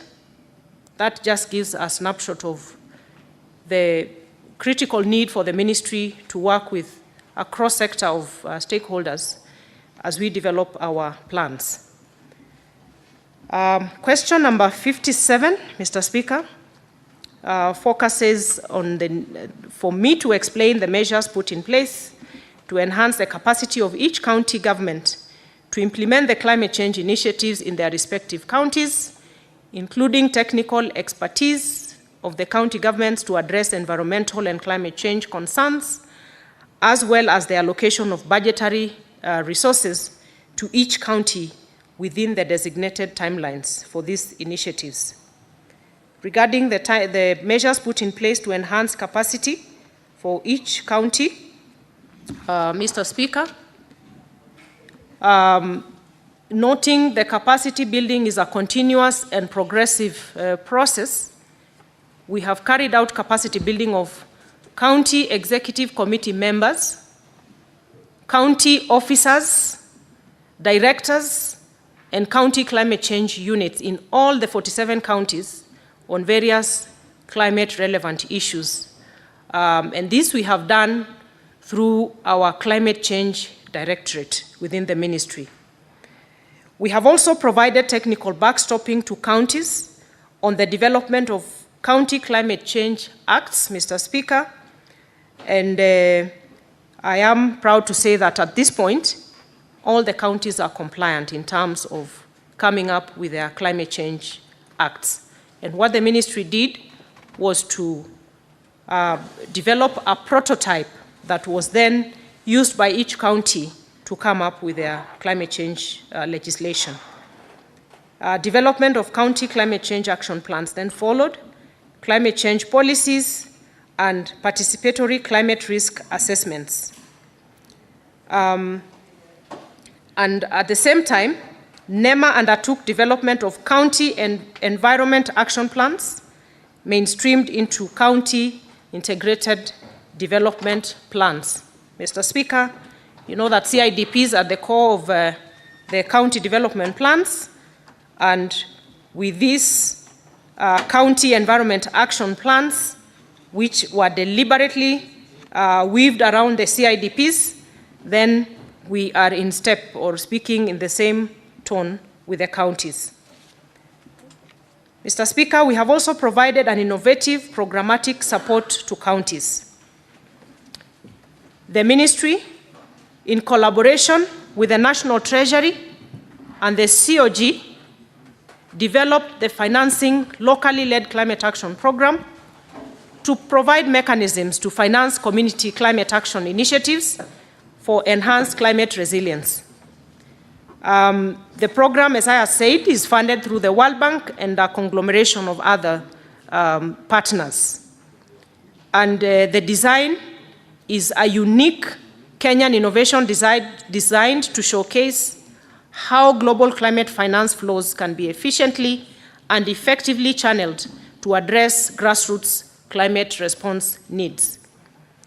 Mr. Speaker, I know it's of interest to the senators to have some bit of detail on the FLOCA program. Under the FLOCA program's County Climate Resilience Investment Grant, in 2023-24 financial year, counties received a total of 10,507,827 Kenya shillings from the FLOCA donors. Out of this, 7.3 billion was from the FLOCA donors, and Kenya shillings 3.1 billion was from the counties fund, the development fund of counties. Cabinet Secretary, sorry to interrupt. If you could please summarize the remaining answers, because of time. We don't want to keep here for too long. Yes. And we already have the response. Instead of going word for word, just summarize, so that because there are a lot of supplementary questions. Well guided, Mr. Speaker.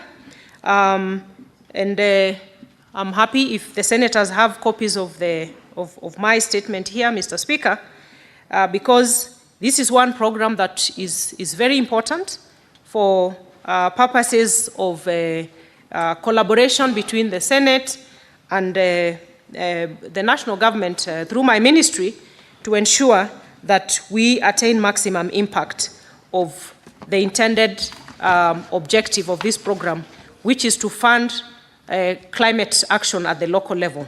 Mr. Speaker, I have an annexure there which outlines how much money has gone to each county. And this is a very unique program which is based on results. And one of the conditions for the counties was that they had to put in 1.5% of their development budget to match that from the development partners. And Nairobi and Mombasa counties are excluded from this program for reasons that these two counties are big-time beneficiaries of other government, of other World Bank supported programs. Mr. Speaker, when it comes to the question, and as I conclude on this part of the FLOCA funding, the request to senators is to engage in the oversight role, as they do best, to ensure the funds are utilized prudently for the benefit of vulnerable communities. And the uniqueness of this program is that it is designed to run from the ward level. Question number 57, part D. The question focuses on progress reports on the implementation of the climate change initiatives in each county. Mr. Speaker, the Climate Change Act in sections 15 and 19 outlines duties of public entities and county governments with regards to climate action, and part of which is counties are required to integrate and mainstream climate change actions in their CIDPs. They are supposed to enact legislations. They are also required to report through county assemblies on progress of implementation of climate actions. They are to designate a county executive committee member to coordinate climate change affairs, as well as establish climate change units that is well staffed and resourced. Mr. Speaker, as we speak, until 2022, only 5 counties of Wajir, Mandera, Isiolo, Makueni, and Kitui had complied to the requirements of the Act. But through collaboration with the National Treasury, the Council of Governors, we have now supported all the counties, and I'm happy to say that we have full compliance. This is also true of the national level MDAs, where we have climate change units established across the board as per requirement of the law. Regarding progress reports on implementation of climate initiatives in each county, the counties are making significant progress in this regard, notwithstanding the many challenges.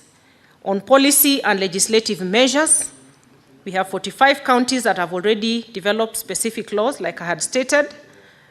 We have 45 counties set up, which have set up county climate change funds and have put in 1.5% of their development budget in this regard. We have mainstreaming of climate change into CIDPs by 45 counties, Mr. Speaker, and the rest is outlined in the statement. On institutional measures, we have climate change units in every county as we speak. And Mr. Speaker, these are initiatives that have happened in the last slightly under 2 years because our focus has been operationalizing the law in this regard. Mr. Speaker, in financial year 23-24, we have seen significant prioritization of climate action at the county level in terms of resource allocation, which is very encouraging.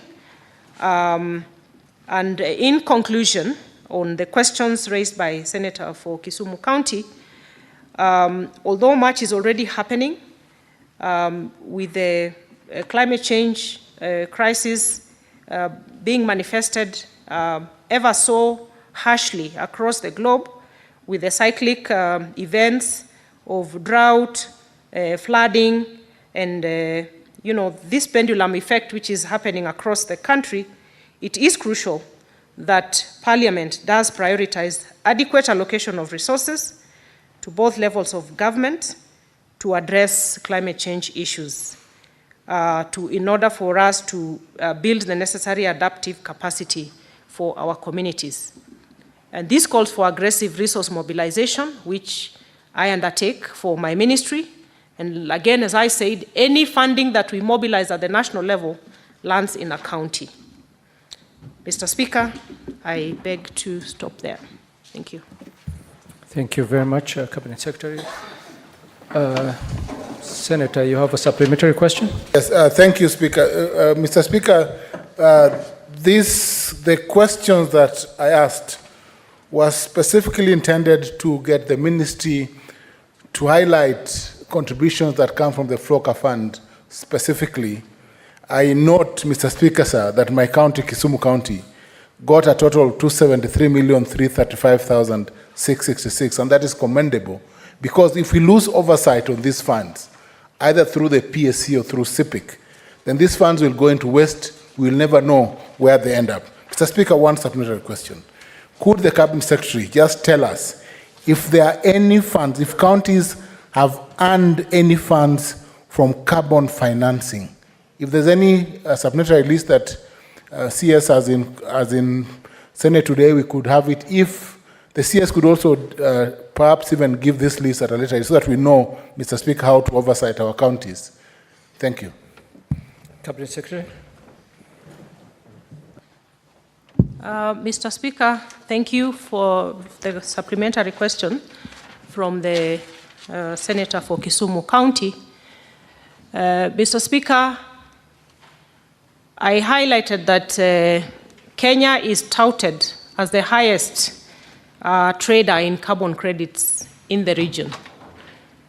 Most of these transactions have been voluntary carbon trading transactions between private project proponents and communities at various levels and at different sectors.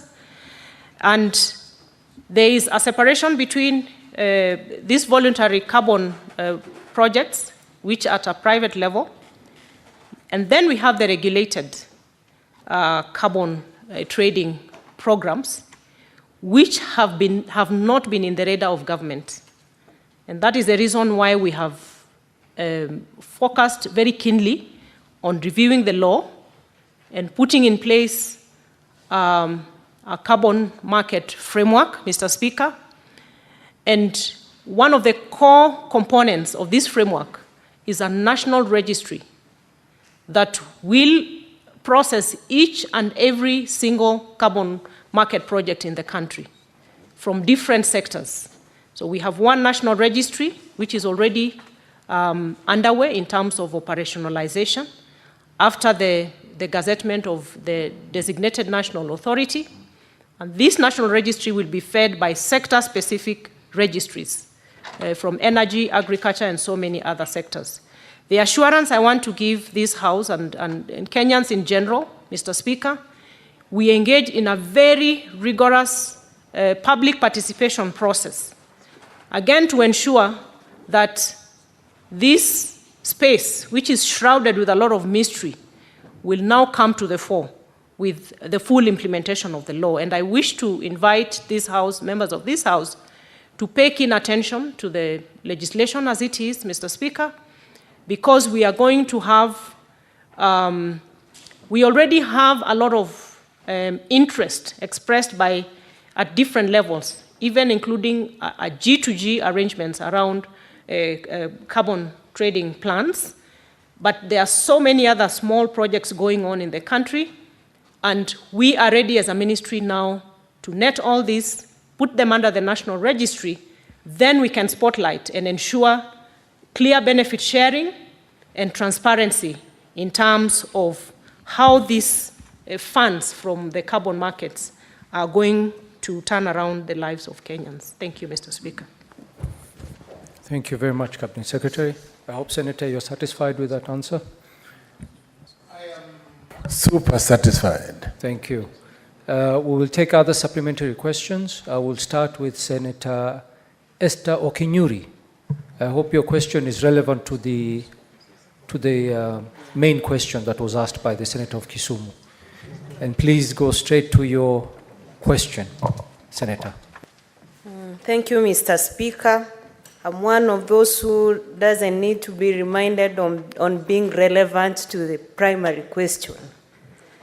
So I would want to find out from the Cabinet Secretary the progress of the 15 billion tree planting exercise and the status of public forest cover in this country. Thank you. Thank you, Senator, and thank you for being very brief. We'll take another question from this side. Senator Okongo, Eric. Yeah, thank you, Mr. Speaker. And I want to thank the CS for finding time to appear before the Senate to make clarification on some of the issues. Now, I want to raise a supplementary question on the usage of FLOCA money, the money that is used to financing locally led climate action. Waziri, you have mentioned to us that the government, through your ministry, has put in place governance structures to ensure that this money is utilized and used for the intended purposes.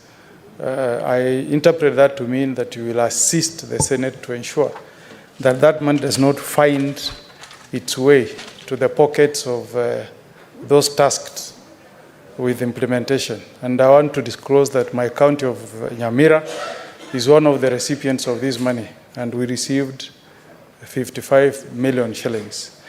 Now, Waziri, I want to raise a question that touches on governance, accountability, proper utilization of the FLOCA money. We had a project that was initiated called Raitigo Water Supply during the financial year 2015-2016. The county budgeted 17,301,915. The project was done. The money was paid to the contractor. I have details of the contractor who did the work. Auditor General raised issues on that project having been used to siphon money from the county. There being no value for money because the project was not completed and launched for the benefit of the people who reside in Raitigo area.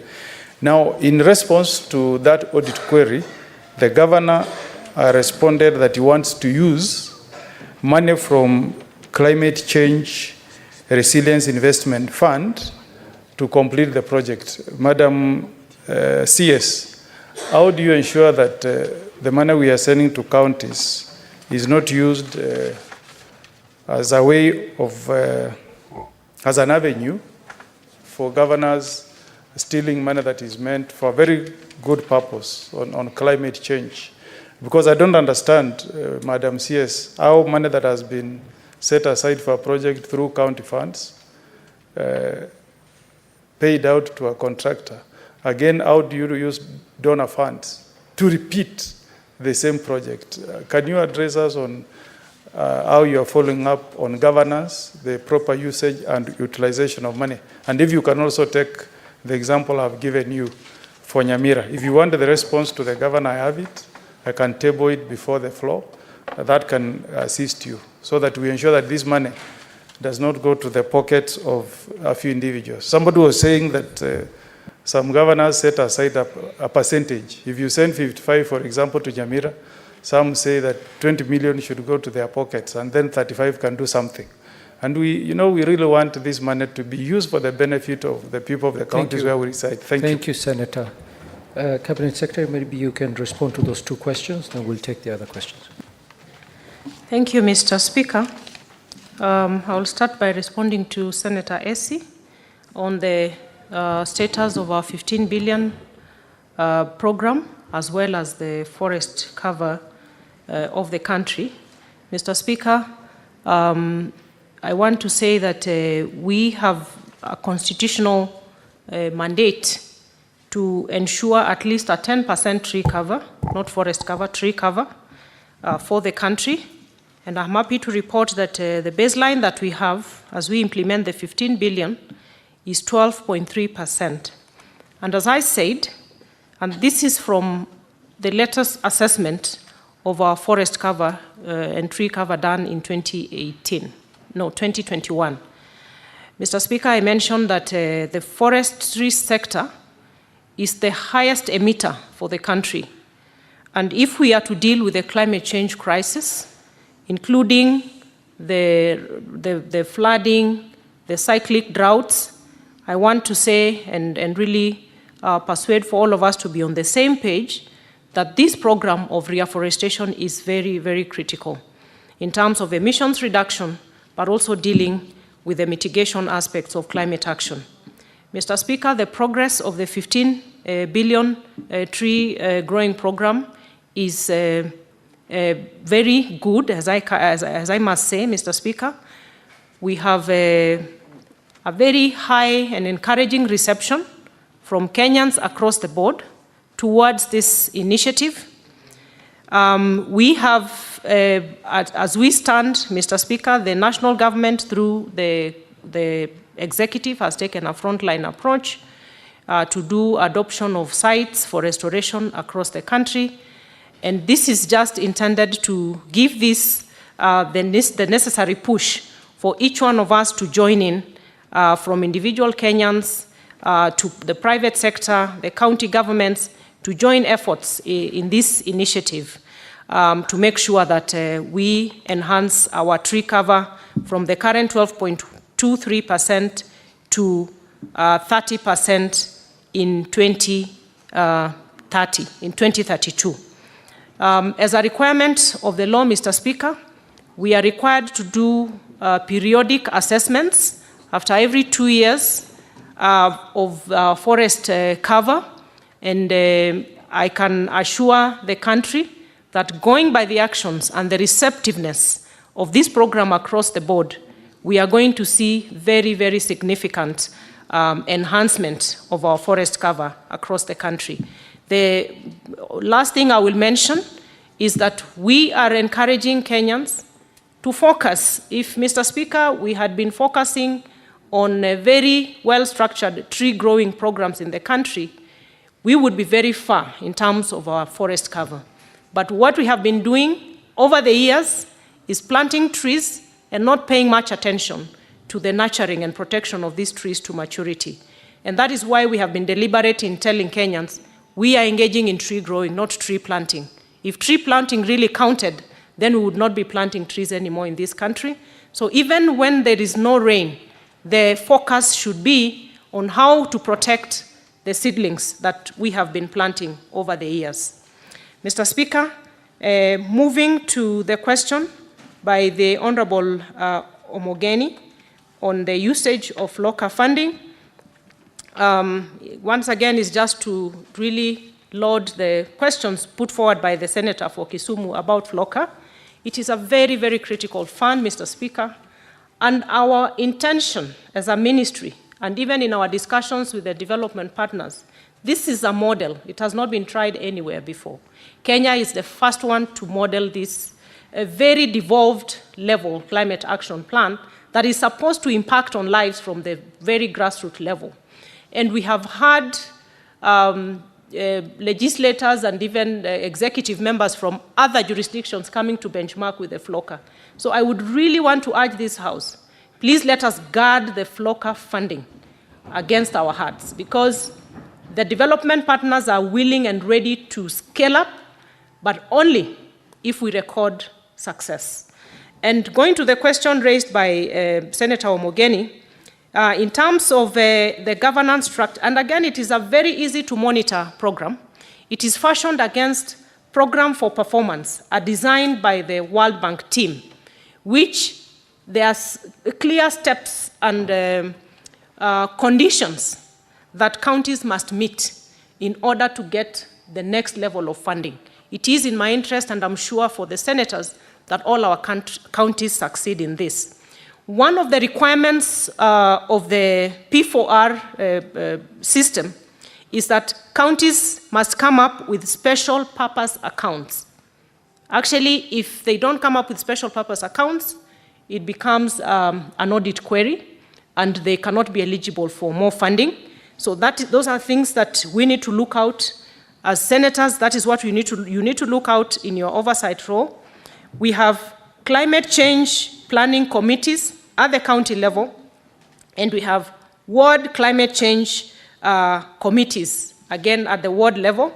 And at the ministerial level, my ministry is one of the implementing agencies, and together with the Council of Governors and the National Treasury, we are part of the project implementation unit, and it has clear guidelines on the parameters that the counties have to meet in order to get further support. In terms of the questions raised by the Auditor General on the Raitiko water plant or project, I don't have the facts of the particular case, but it is, again, my plea that we spotlight the FLOCA program to make sure that it is working and that the money will not be misused, because it will prevent us from getting more support from the development partners. Thank you, Mr. Speaker. Thank you, Cabinet Secretary. Maybe I would direct Senator Eric Omogeni to table the query by the Auditor General so that it can be furnished to the ministry and they will be able to look into it.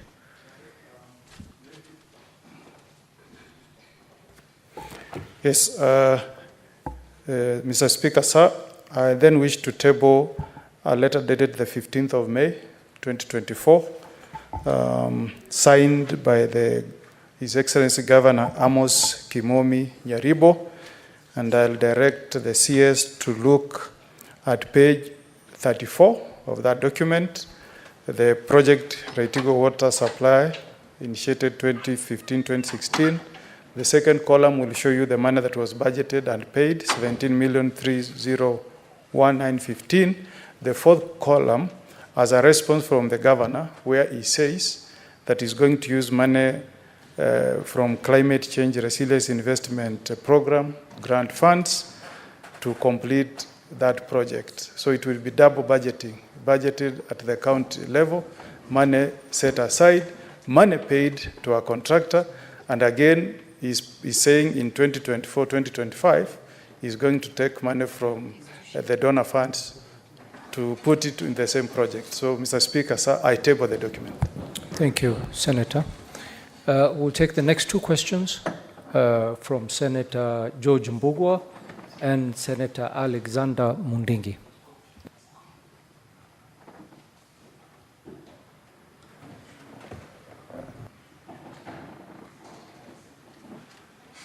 Give him the mic, please.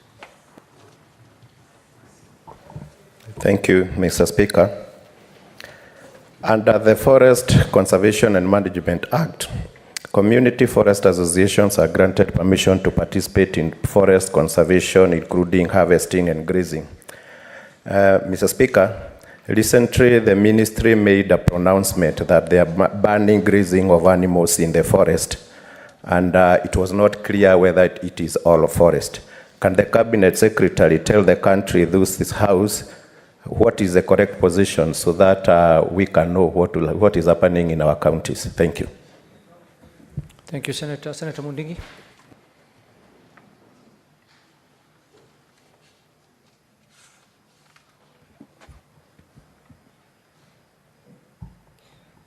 Asante Bwana Spika. Asante kwa waziri na ile kazi unafanya kubadilisha katika nchi yetu ya Kenya. Swali langu Bwana Waziri, vijana wengi wa Embu County watapanda miti ama walianza kupanda miti, na wakiendelea kupanda miti kabisa, watafaidika namna gani na mambo ya carbon credit? Kwa sababu wakati ile mwingine walipanda miti, na wakati mlikuwa nua miti, Embu County tuko na wodi 20 kule Masinani, na tuko na sub county 4 katika Embu County. Kilio yao miti haikununuliwa. Kwa hiyo sasa, Madam Speaker, watu watafaidika namna gani? Vijana wetu ndio waweze kujisaidia kwa maisha wakitafuta kazi ile nyingine inafaa. Pia hata tunajua hata hii inafaa. Ya pili, ni asante kwa sababu Embu County ilipatiwa milioni 90. Maramishi nyingi ambaye mimi nilisikia governor akisema ni kuwa pesa nyingi ni sawa, inaonekana kama mingi, lakini sinda ni kuwa nyingi zimewekwa mambo ya kufunza watu mambo mingi. Kwa hiyo tunaona Bwana Waziri, ni heri mambo ya mafunzo ingekuwa pesa kidogo na hiyo ingine iweze kuenda kupanda miti. Asante Bwana Speaker. Asante sana, Senator. Cabinet Secretary, maybe you can respond to those two questions. Thank you, Mr. Speaker. Just to sum up the question by Senator Omogeni, please focus on the special purpose accounts of the flocker, and to make sure we have a thread of how the money is being used, then you can do proper oversight. And I will definitely look at the letter that you have cited and tabled before the House. From Senator Mbugua on the Forest Conservation and Management Act, Mr. Speaker, we have within the law participatory forest management processes. I want to say that without the support and partnership of communities, we cannot succeed with our tree planting, we cannot succeed with our forest management. And the intended purpose for participatory forest management procedures is to have communities at the core, the forest adjacent communities at the core of forest management. On the issue of grazing, we have, under the Forest Management Act, we have the formation of community forest associations. These are legal entities, Mr. Speaker. Under the community forest association, there is laid out a framework of collaboration between the forest associations with the Kenya Forest Service officers to actualize the participatory forest management plans, in the sense that we have certain user rights within the forest. Grazing is one of them, but they are practiced within certain parameters and certain regulations. For example, Mr. Speaker, we cannot say that we can have freelance grazing in our forests, because then what happens to the restoration efforts that we are engaging in? We plant trees, and then cows and goats come in and eat up the seedlings. We'll be doing a zero-sum game. The effect of the participatory forest management plans is to make sure that we have zoning of our protected areas. We have designated spaces where grazing can happen.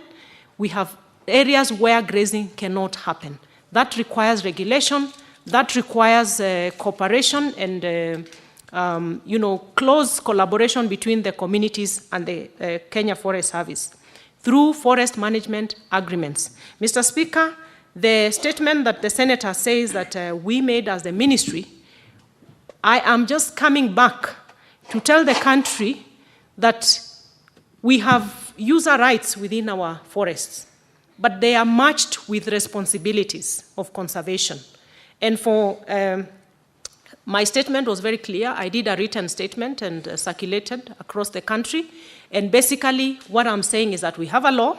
We have a way of engaging between the Kenya Forest Service and the communities. We just need to enforce that in a very collaborative fashion. The problem, and I'm not afraid to say, is that there has not been enforcement. It has been a free-for-all. So when we come in to call for enforcement, there is a bit of discomfort. But rest assured, Honorable Senator and the entire House, that we are not phasing out user rights. We are just saying they have to be measured against the responsibilities for conservation. And the law is very clear about that. And I want to promise that public participation is what we are going to carry out across the country, so that we don't have misconstruction of what the ministry is doing around this. Communities are our key partners. Mr. Speaker, coming to the Embu Senator, the issue of carbon credit, I have spelled it out.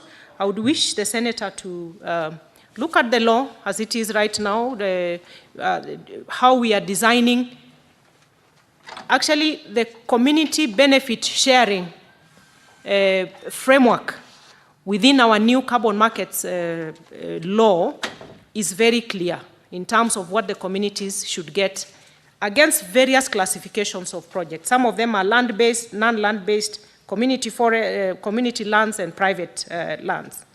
Mr. Speaker, I take cognizance of the issue raised by the Senator to the effect that young people are planting trees.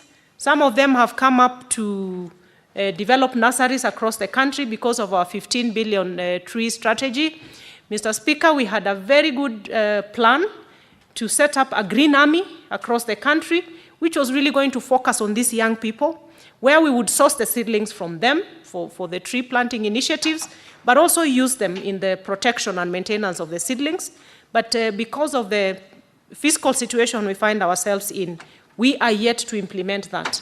But with the current tree planting activities happening at the executive level, where CSs are allocated various ecosystems across the country, we are very clear that we mobilize around the local communities in whatever site a CS is allocated to, in terms of sourcing of seedlings from our young people and young women, but also engaging them in the contractual activities that come with it.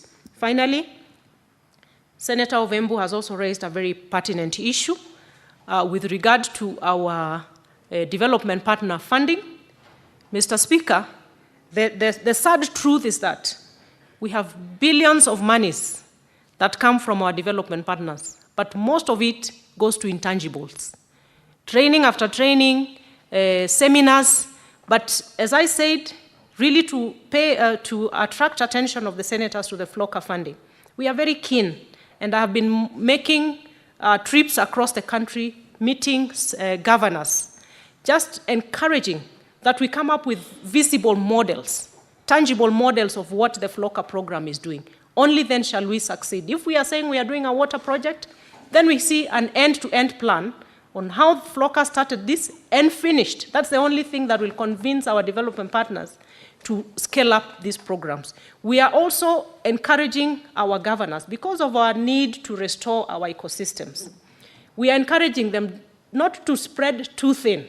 For this initial rollout of FLOCA, just focus on 1 or 2 ecosystems. If it's a water project, yes, pick a wetland, fence that wetland, plant trees around that wetland, and let us see water flowing out of the FLOCA money, because it is a lot of money if well utilized. So, Mr. Speaker, once again, as an implementing ministry, we are keen to make sure that these development funds go towards tangible, visible projects. And the monitoring aspect of FLOCA, Mr. Speaker, is one I've been very invested in, and with the support of this House, then we can make sure that we will have replicable models that will help us in our environmental conservation. Thank you. Thank you very much, Cabinet Secretary. We shall proceed to the next question. I see that James Murango is not here, so I will direct that question is dropped. And Honorable Senators, it's very unfortunate that as Senators we put a question in place. The CS prepares the response, sends a written response, attends the Senate to respond to that question, and then the Senator is not present. It's very unfortunate, and I apologize to the Cabinet Secretary for that, but I have to drop this question.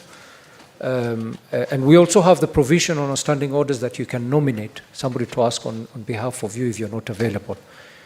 So, Cabinet Secretary, my apologies for that, but I do thank you for your thorough answers to the questions that were asked today. And I would want to also encourage you not to lose heart on this one case where the Senator was not here to ask the question. But we need this kind of interactions, because the issues that are raised here by the Senators are issues brought to us by the public.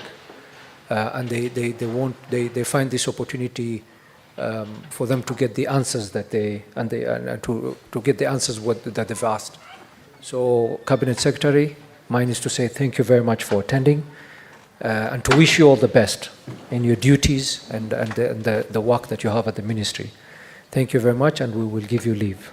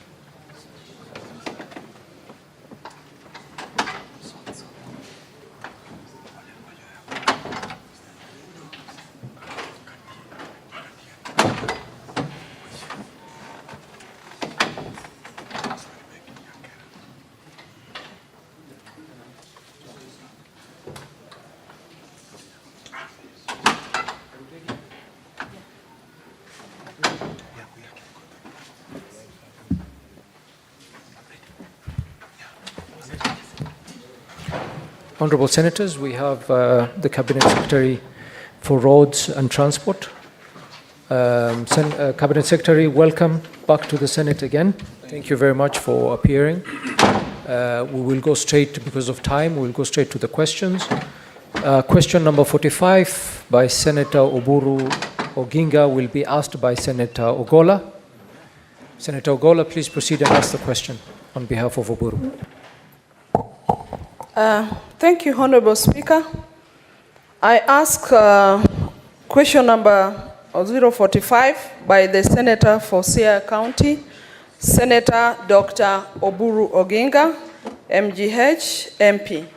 And the first question, Honorable Speaker, is, could the Cabinet Secretary explain the delay in the completion of the Wangarot-Kamito Road C842 construction project in Siaya County, which was launched in 2016, and provide a timeline for completion of the project, Honorable Speaker? The expected completion period was supposed to be 2016